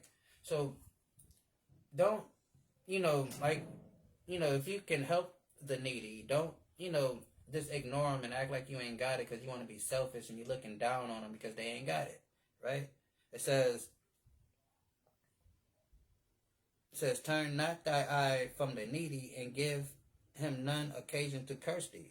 So, I'm pretty sure we all heard it. Like, somebody be rude to a homeless person, and a homeless person might curse you out, right? Say something to you, right? Curse you out, right? For being rude to them. Or, not just a homeless person, but just somebody that's less fortunate or whatever. You being rude to them, and they snap on you or whatever, right? And it says, turn not thy eye from the needy, and give none occasion to curse thee. So, because you don't want, because that, you being disrespectful to that needy person, because God look at the poor. He takes care of the poor, right? So now, if that poor person feels slighted and upset at you, and he start getting upset, what you think God gonna do about that? Because God don't like, his people getting treated a different type of way, right? Then it says,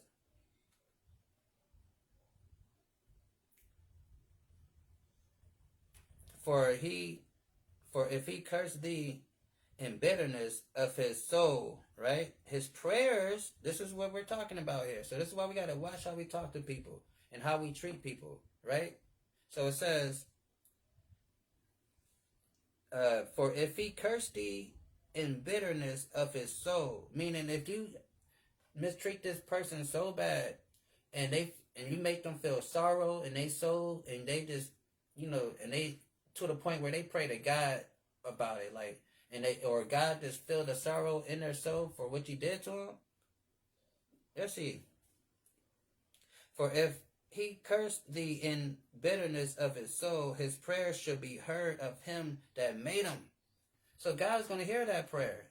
God's going to, if you, hurt the feelings of that person who is less fortunate than you, and because you thought you were better, and you hurt them to a point where, it kind of got to them to their souls, like, damn, they didn't have to do me like that, and you made them feel less than. God is going to see that, and he's going to get with you for that, because he don't get down with that, right? Because it says, for if he cursed thee in bitterness of his soul, meaning in his heart and his mind, it's like you just really messed them up on how you just treated that person, right? It can be a family member. It don't have to be a homeless person on the street. It could be whatever, somebody that you consider less fortunate than you, and you mistreat them, right? Then it says, for if he cursed thee in bitterness of his soul, his prayers shall be heard of him that made him.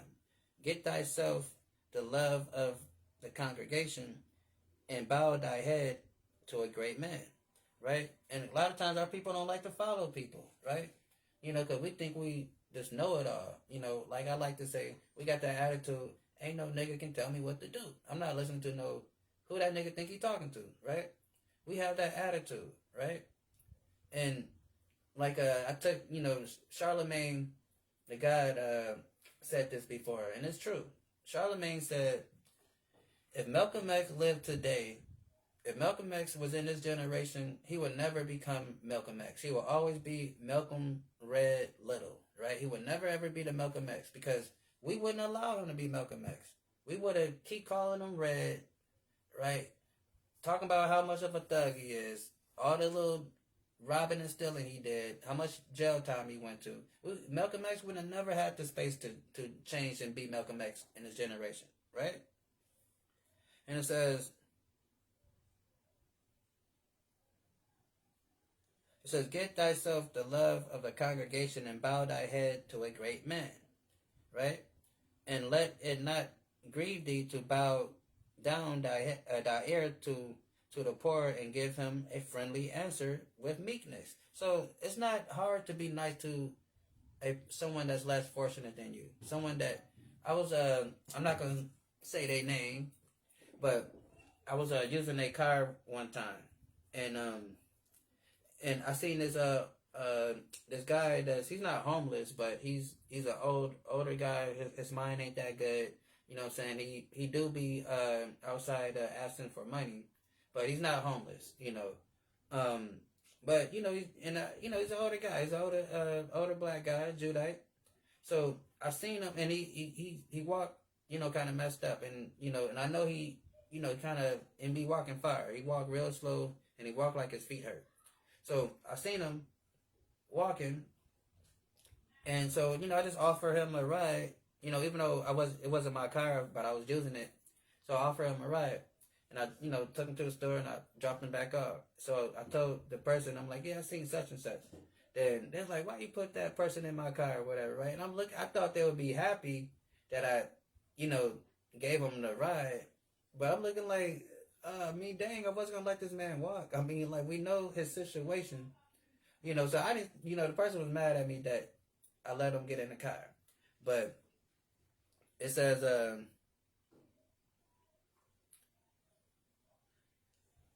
let it not grieve thee to bow thy ear to the poor and give him a friendly answer with meekness, right? So, I could have seen him walking and all that stuff, and I knew that he's going somewhere, and I know we all see those old people that walk slow and they got maybe a bad leg or bad whatever, So I in my brain I saw exactly what's going on, and I couldn't just watch it happen, knowing that what's going on, and knowing that he had so far to go back to where he was going.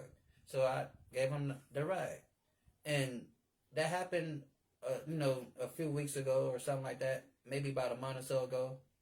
And ever since then, I see him, he bring that up. Like that was the greatest thing that I could have did for him, right?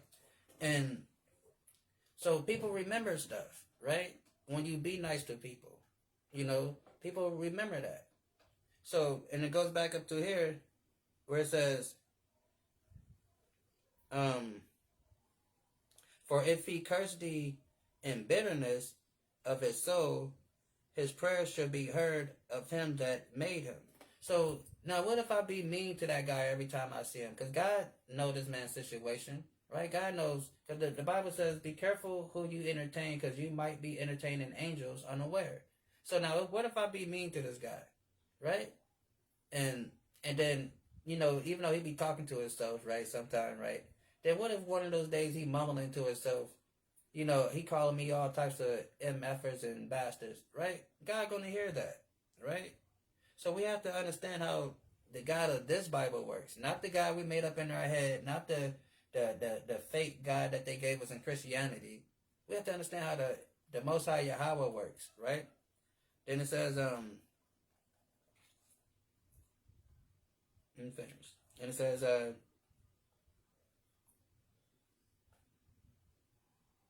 back down here. And it says, deliver him that suffered wrong from the hands of the oppressor, and be not faint-hearted when thou sit in judgment. Meaning, if you do the crime, you got to do the time. Don't be a punk. You know what I'm saying? Whatever judgment that the Most High, place on you, just don't be no punk about it. Like how we read, in chapter 2, whatever we go through,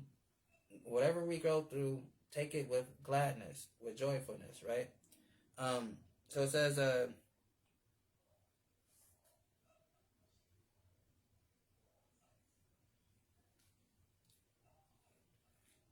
boom, boom, boom. It says, deliver him that suffer wrong from the hand of the oppressor. And that's what we need, deliverance from the hand of the oppressor. And it says, and be not faint-hearted when thou sit in judgment. Be as a father unto the fatherless, right? And that's what we should be, a father to the fatherless, right? A lot of times, like, be like that Trick Daddy song, Trick love the kids, right? You gotta love the kids, right? Take care of the kids out here. Be a father to the fatherless, right? Be someone that they can look to, right?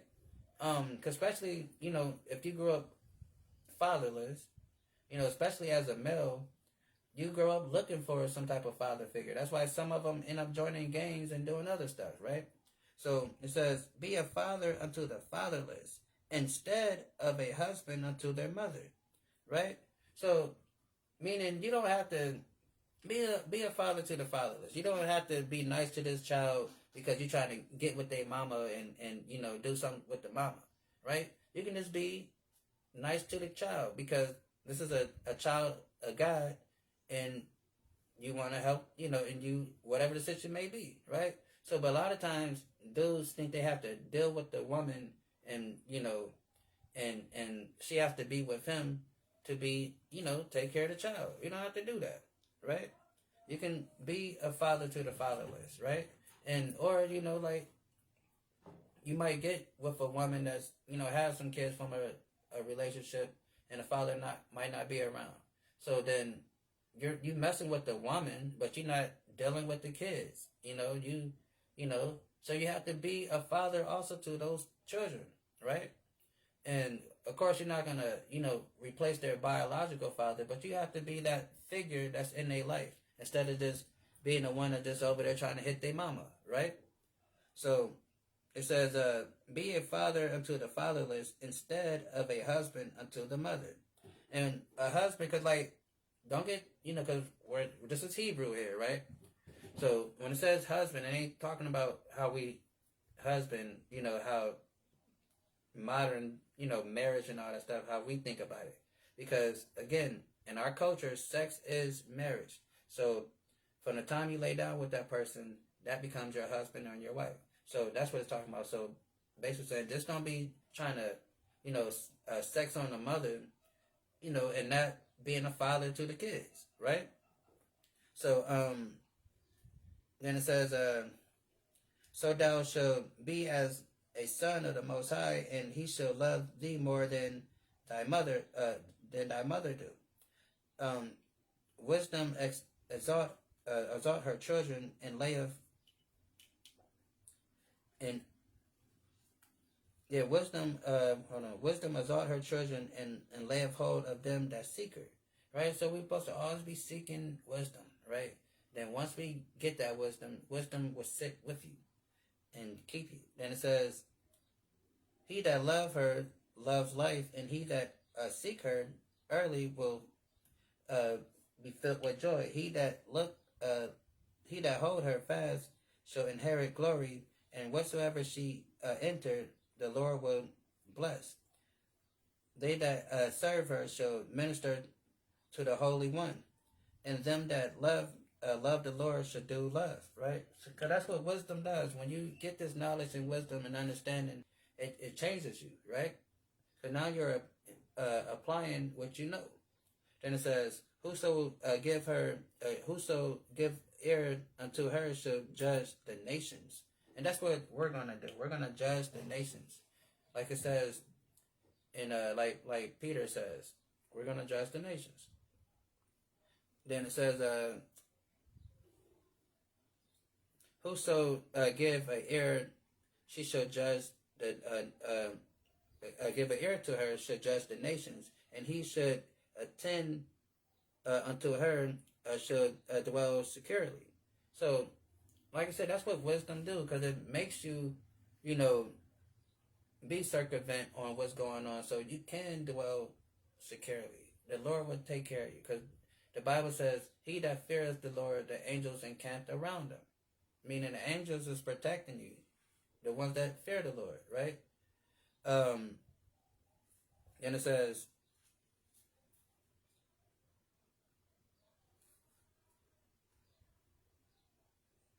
Boom, boom, boom. If a man commit himself unto her, he shall inherit her, and his generation shall hold her in her possessions. Meaning, so you can pass this info down to your children, right? You can teach your children this, and your children can teach their children, and it'll be passed down through the generation, right? And it says, and shall be hold to in her possession, for at the first she will walk with him by crooked ways, and bring fear and dread upon him, and torment with her discipline, until she may trust his soul and try him by her laws. So, like I said, so wisdom is going to try you. It's going to put you in situations where you're going to have to rely, like, dang, do I go back to my old ways, or do I apply this knowledge and wisdom that I just learned? You know, what I'm going to do in this situation. Am I going to, resort to my old ways, or I'm going to, take with the understanding that I have now from the Most High, and I'm going to apply it? What are we going to do? So it says, at first she will walk with him by crooked ways, and bring fear of the dread upon him, and torment with her discipline. So as you're struggling and fighting your natural self to do what you would naturally do, then once you got that wisdom and knowledge and you're applying it, it's you, what it say, and it says, so it says, at first she would walk by crooked ways, meaning, so you're going through that struggle. So now you're struggling. So whatever your natural thing that you would do before you came into the truth, that's that crooked way that she's bringing you by. She's that wisdom is taking you through those, so now you're being placed back in those situations after you receive the understanding. So what are you going to do? Are you going to apply it, or are you going to go back to what you always have done? And that becomes the difference between wisdom and knowledge, because wisdom is applied knowledge, right? So it says,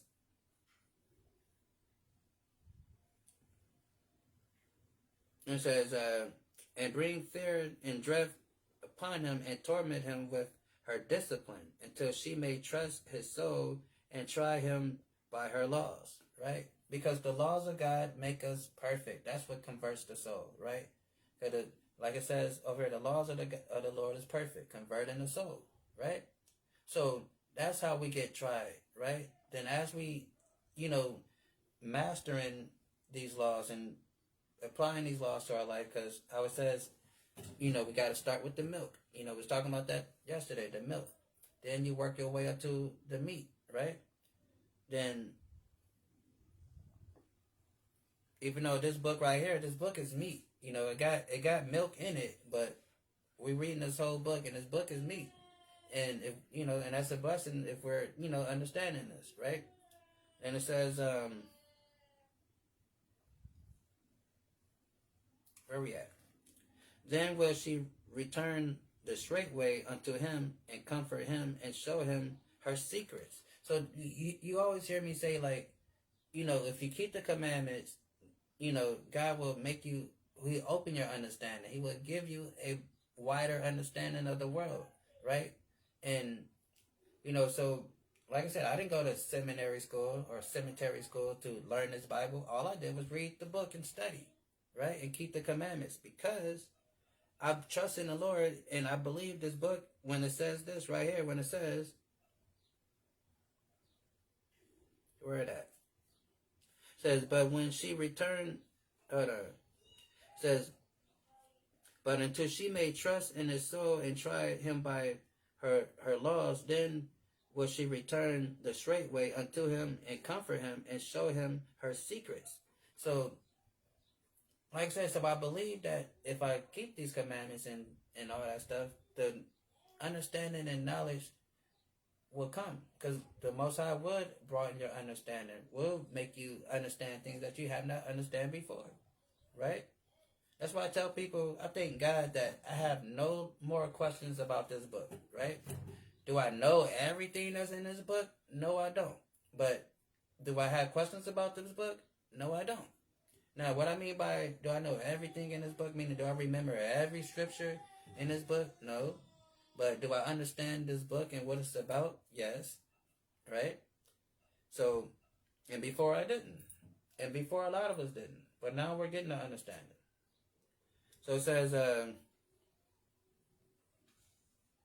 but if he go wrong, she will forsake him and give him over to his own ruin. So now you bugged out. Now you believing in all types of crazy stuff now. Now you done went back to your old ways and you're mixing in stuff and you're trying to, patch things up. Now you're doing what Adam and Eve did when it says that they hid themselves among the trees of the garden, right? And that means that they started trying to take different philosophies and patch it together to what they learned to try to cover themselves, when, from falling off from the truth, right? Because a lot of people think they was actually running around naked and God was like, hey, what you guys doing? And they're like, oh, shoot, God is looking at us. Put on some clothes. No, it wasn't like that. They was trying to cover themselves with different philosophies because they went off from the ones that God gave them, the breath of life that God gave them, which is the law, statutes, and commandments, right? So it says, but if he goes wrong, she will forsake him and give him over to his own ruin. Observe the opportunity and beware of evil, and be not ashamed when it concerneth thy soul. So when your soul is in, when your soul is involved, you gotta do everything to try to make sure you save your soul, right? So that's what it means by. Says, observe the opportunity and beware of evil, and be not ashamed when it concerns thy soul. So meaning, if it's something that's going to be detrimental to your standing with God, don't be ashamed to excuse yourself from that. Be like a Trey in Boys in the Hood. Like, hey, Doe, let me out. Hey, Doe, pull over, let me out. It's okay, right? So a lot of times we be in situations where we don't want to, look like we're not a part of what's going on. It's okay to be different, right? We're supposed to be different. That's what holy means. Holy means separate. We're supposed to be separate, right? So it says, and be not ashamed when it concern thy soul, for there is a shame that bringeth sin, and there is a shame that is glory and grace, right? So there's a shame that bring upon sin, right? Because meaning you can, be feeling so shameful to the point where you let people peer pressure you into doing something that you know that you shouldn't be doing, right? And now you bearing that shame of that peer pressure, knowing that you let these people influence you to do something that you know that you probably shouldn't be doing. And then it says right here, and there's a shame which is glory and grace. So then it's that shamefulness when, like, on the 4th of July that just passed, we use that. So if you like me and didn't celebrate the 4th of July and got the festivities going around you, then a person can feel somewhat left out. They can feel that shame of not being around, and people like making fun of them. But that's a graceful shame because you're doing it for the Most High, right? You don't care that the family's making fun of you because you're not sitting and participating with the 4th of July stuff, right? Because it says, and there's a shame which is glory and grace. So meaning, I'm okay with knowing that, okay, well, it's the Sabbath, right? So all my friends is going out tonight. They hanging out, going to the club or the bar, but it's the Sabbath for me. So I'm going to stay home. I'm going to, relax and chill, and take my day of rest, right? So now, maybe my friends is looking at me like, okay, he a lame. How come he in the house, right? But like it says here, and there's a shame which is glory and grace, meaning you're doing it for the Lord and you don't care what the people say, right? Because you know that this is for the Most High. So you don't worry about what other people say about it, right? You know, you just do it. And then, because people are going to say what people are going to say, right? Like, that's what people do. Then it says, accept no person against thy soul, and let not the reverence of any man cause thee to fall, right? So don't break your principles, right? Don't be folding for nobody. Stand on business. You gotta stand on business, right? So, and that's what it's talking about. It says, accept no person against thy soul, and let not the reverence of any man cause thee to fall. So, you know, don't break your principles for, you know, for anybody or any reason, and don't let the respect and love of a person, you know, cause you to lose your soul because you want to defend this person, right? This person is a horrible person, and everybody knows they're horrible. Then you want to come and speak up for them, and now everybody looking at you as guilty of association, right? So now you looking crazy, right? So it says, and let not the reverence of any man cause thee to fall, right? And that's what a lot of these crazy people was doing, right? When Puff Daddy got found, you know, with the whole Puff Daddy thing, you had people putting baby oil on themselves to celebrate and all that stuff. This crazy mess, right? And after this man got caught having sex like the, as my friend mother would say, having sex like the devil has sex, right? People is, you know, celebrating by putting baby oil on them. That's crazy, right? So it says, accept no person against thy soul, and let not reverence of any man cause thee to fall, and refrain not to speak when there is occasion to do good. So, meaning, if you have a chance to help out by saying something, by speaking up for what's right, and, you know, speaking at the right time, you see something that's, unjust, and you don't say anything about it, that's wrong. But if you know that if you can say something at that moment and you can fix it or change it, you do it, right? Because it says, refrain not to speak when there's occasion to do good, and hide not thy wisdom and her beauty. So meaning, don't be, uppity, how they say, and don't want to, act like since you know something, you better than everybody. You don't want to, everybody's not on your level, So it says, hide not your wisdom, meaning you share the wisdom. Each one teach one, like how we say. Then it says, and hide not thy wisdom in her beauty, right? Hold on, yeah, wait, yeah. So you don't want to, like I said, you don't want to be that guy. Then it says, for by speech and wisdom shall be known, and learning by the word of the tongue. So you can tell if somebody got some sense or not just by how they talk, right? Just by what they say when they open up their mouth. Just like we were talking yesterday, you can also be considered wise by not saying anything. By what you don't say, you can be looked at as a wise person. Like this guy, I met, our kids go to the same school, right? So never really talked to the man before, right? It's the first time we really had a conversation. And the first thing this man said out of his mouth, he started talking about the beef that's going on with Cameron and Jim Jones and stuff like that. Like, okay, I get it. That's what people are talking about. That's what people talk about. I get it. But for me, I just thought it wasn't a cool thing. Like, I don't even know you, and your first conversation is on some what I consider some ignorant stuff. That's between them. They best of friends. They've been friends. longer than I know who you are, I'm pretty sure they'll work it out, right?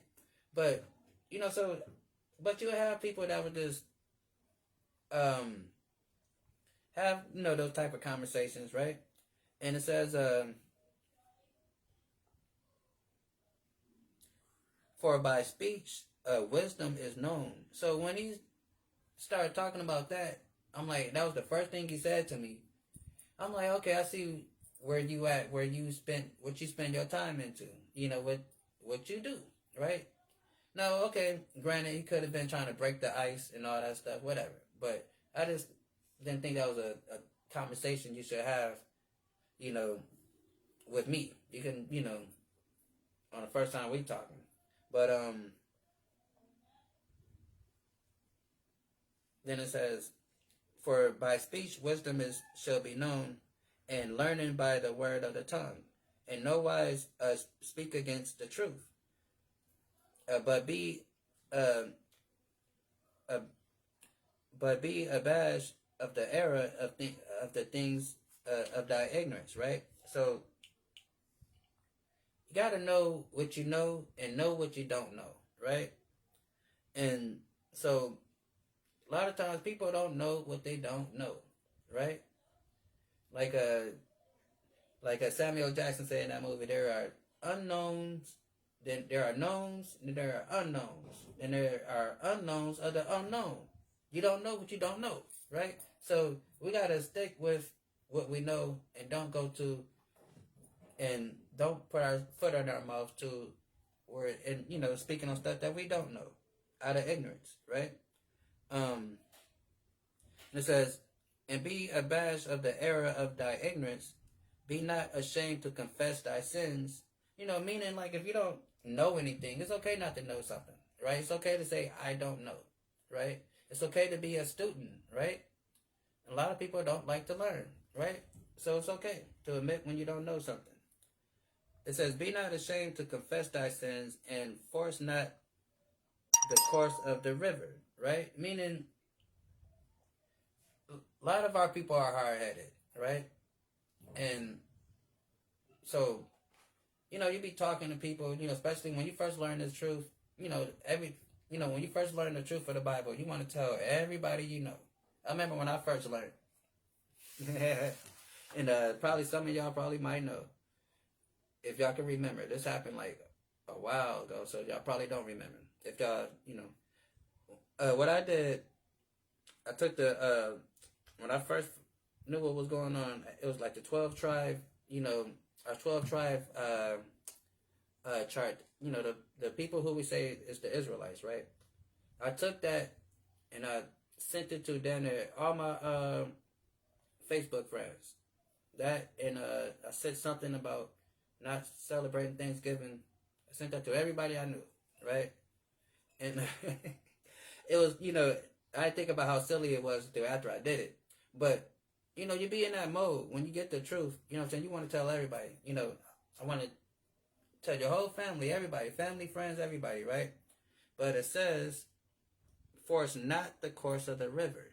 Because not everybody had a capacity to understand and accept the knowledge, or sometimes you can oversell something too, right? And sales, they have something called overselling, where you can get somebody that want to buy the product, but then you just oversell it. So now they like, I don't think I need it now, right? So don't force the river, right? Our job is to plant the seed, right? We plant the seed, and the Most High does the watering and the increase, right? So all we do is just put the seed out there. Then if it grows, it grows, and that be of the Most High, right? But it says,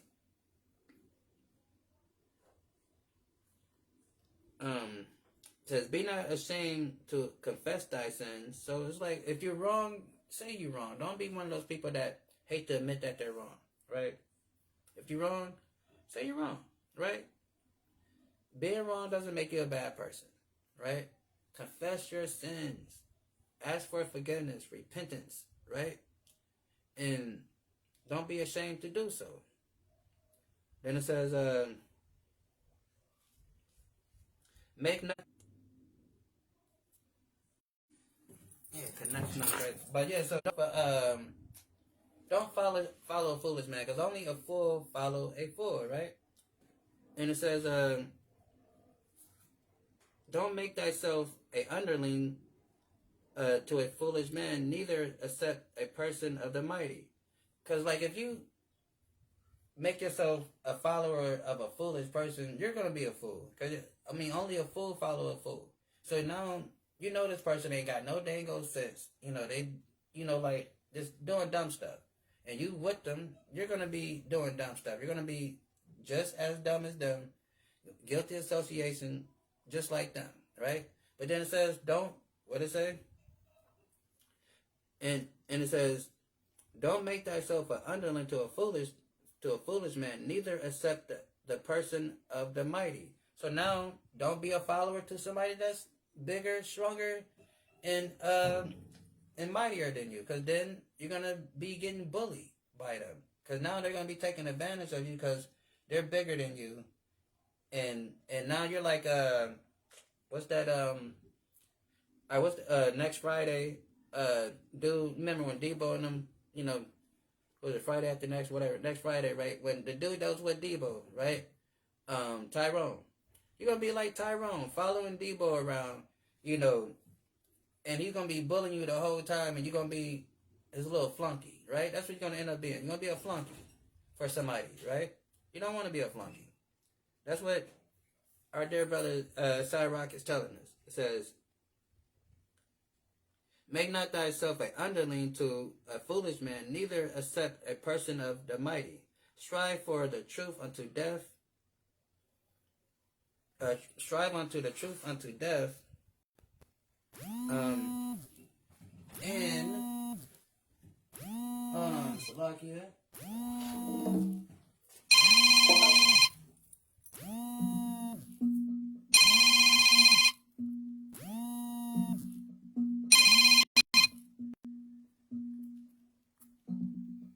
Yeah, right. So yeah, Salakia. Use this feature. So, please make sure your app is running and can access the internet. So it says, go back over here. So it says, where we at? Start back over here. It says, so make not thyself a underling to a foolish man, neither accept the person of the mighty. Strive for truth unto death, right? And the Lord shall fight for thee. And that's what we do. We strive unto truth unto death, because like we can read, it says, he that overcometh, he shall get power unto the nations. And just like it says in Luke that he that overcome, he that keep the faith should be to the end should be saved, right? So we have to endure. It says, strive for the truth unto death, and the Lord shall fight for thee. And that's what the Most High would do. He would fight for you, he would protect you, and make sure that you have what you need, and take care of you, and walk you through whatever you're going through. So you don't have to be stressed out and anxiety going crazy, right? So it says, be not in a haste in thy tongue, and not be not in a haste in thy tongue, and in thy deeds slack and remiss. So like I said, don't be one of those fast talkers, always just so quick to talk. You don't think before you speak. You just say stuff. Because that's how you end up lying. Because now you're lying. Because now, end up speaking too fast. Then if you're talking to somebody that, can remember and got to, catch stuff, they can be like, oh, you said such and such. Didn't you say this or didn't you say that? Because you're speaking too fast. You're just saying stuff because it sounds pleasing. You're saying whatever pops in your head that's going to get you out of that situation or move you to the next thing, right? And don't be that, think before you speak, right? Don't be in the habit of just saying stuff to make people smile and happy. Because I know people that they just lie. like a habitual liar. This you can ask them what they ate this morning, and they will lie to you about it. It's a simple question: what did you eat? They'll tell you something very extravagant when it doesn't even take all of that, right? Because some people just say stuff. So it says, "Be not hasty in thy tongue, and in thy deed slack, and in thy deeds slack and remiss." So, like I said, don't put your how my mom used to say, don't let your mouth overrun your ass, right? Meaning, don't be talking too much, because sometimes people can talk their way out of a good thing, right? And then you can talk your way into a butt whooping, really, So a lot of times too, people just talk their way out of stuff, or they end up saying stuff, and then, that end up changing the whole atmosphere, the whole mood, because they're not watching what they say, and they're not judging the situation and understanding who they're talking to. They just say stuff, right? And it's like, you just gotta slow down, right? And it says, "Be not in a haste in thy tongue, and in thy deeds slack and remiss." So it's like, don't, the things that you have to do and take care of, don't slack on the stuff you have to do. Be on top of your business. If stuff that needs to be done, you do it, right? And it says, "Be not as a lion in thy house," right? So don't be like a dictator or a ruthless ruler in your household, right? Where you have to rule with an iron fist, and you're yelling and you're fussing, you're cursing everybody out every day. You just rah, rah, rah, rah, rah, rah, rah every day, right? The Bible says, "Be not as a lion in thy house." So don't, if you got you a woman, you're trying to get her, keep the truth, don't be towering over her and making her like, "Hey, the Bible says this," and blah, blah, blah, da, da, da, right? You have to be patient, right? Help people come along their speed, right? And don't be a difficult person to live with, right? So it says, "Be not a lion in thy own house, nor a frantic among thy servants." So don't be that person where you have anxiety.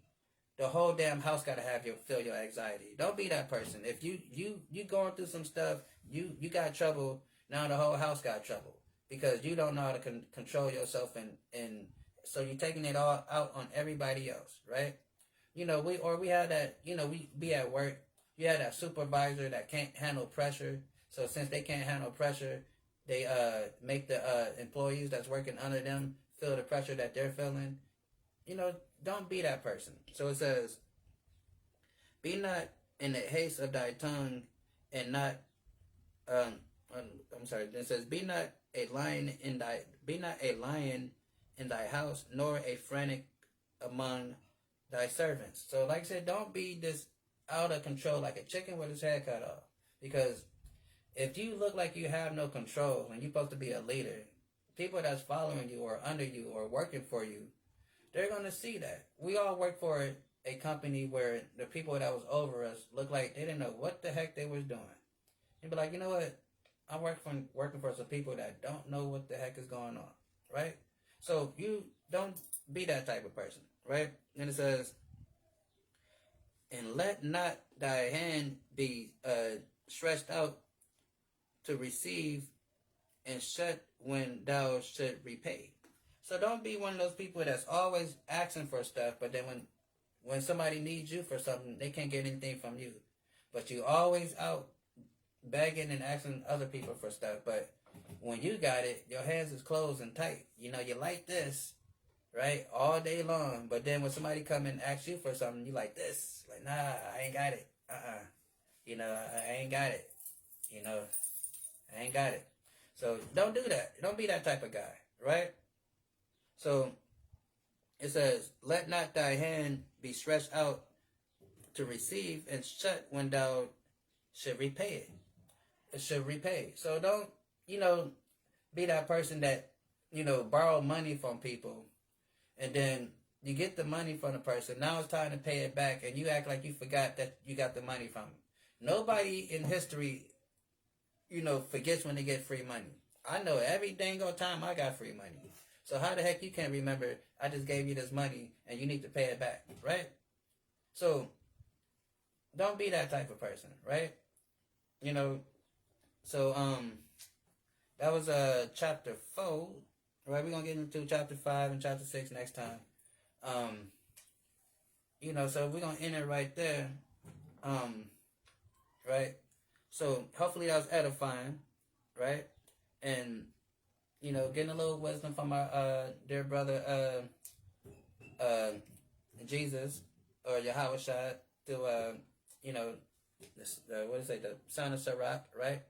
And of course, like we said, went over, that's a common name amongst our people. So yeah, I'm gonna say shalom and head up out of here, and we're gonna leave we're gonna leave ourselves with the smooth tones of our good brother DB Goods, right? Supplying us and taking us home. So yeah, shalom, peace. I'm out.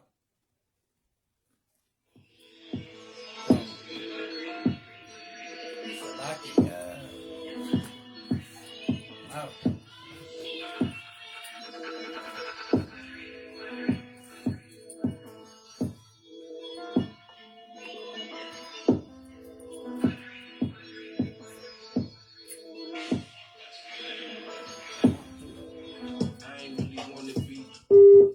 Time. Niggas love the clout chase. That's the shit they glorify. I don't even try hard. That's gangsta shit immortalized. No records of a trace.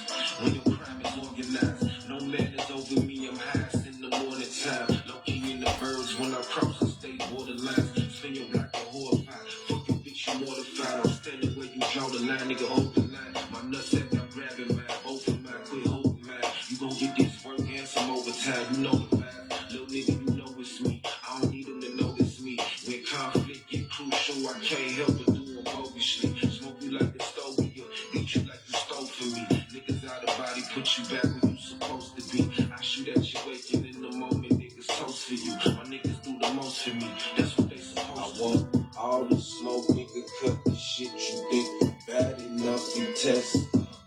And you know how I'm coming, I ain't ducking nothing. You know when I pull up on your block, it's bustin'. You know how I'm coming in, you came with me. You know what's going, stop playing with me. I want all the smoke, nigga, cut the shit you think bad enough to test. And you know how I'm coming, I ain't ducking nothing. You know when I pull up on your block, it's bustin'. You know how I'm coming in, you came with me, gang. You know what's going, stop playing with me. Real gangsters move critically. When that shit get critical, no peace amongst enemies, no pity for the pitiful. Real nigga down.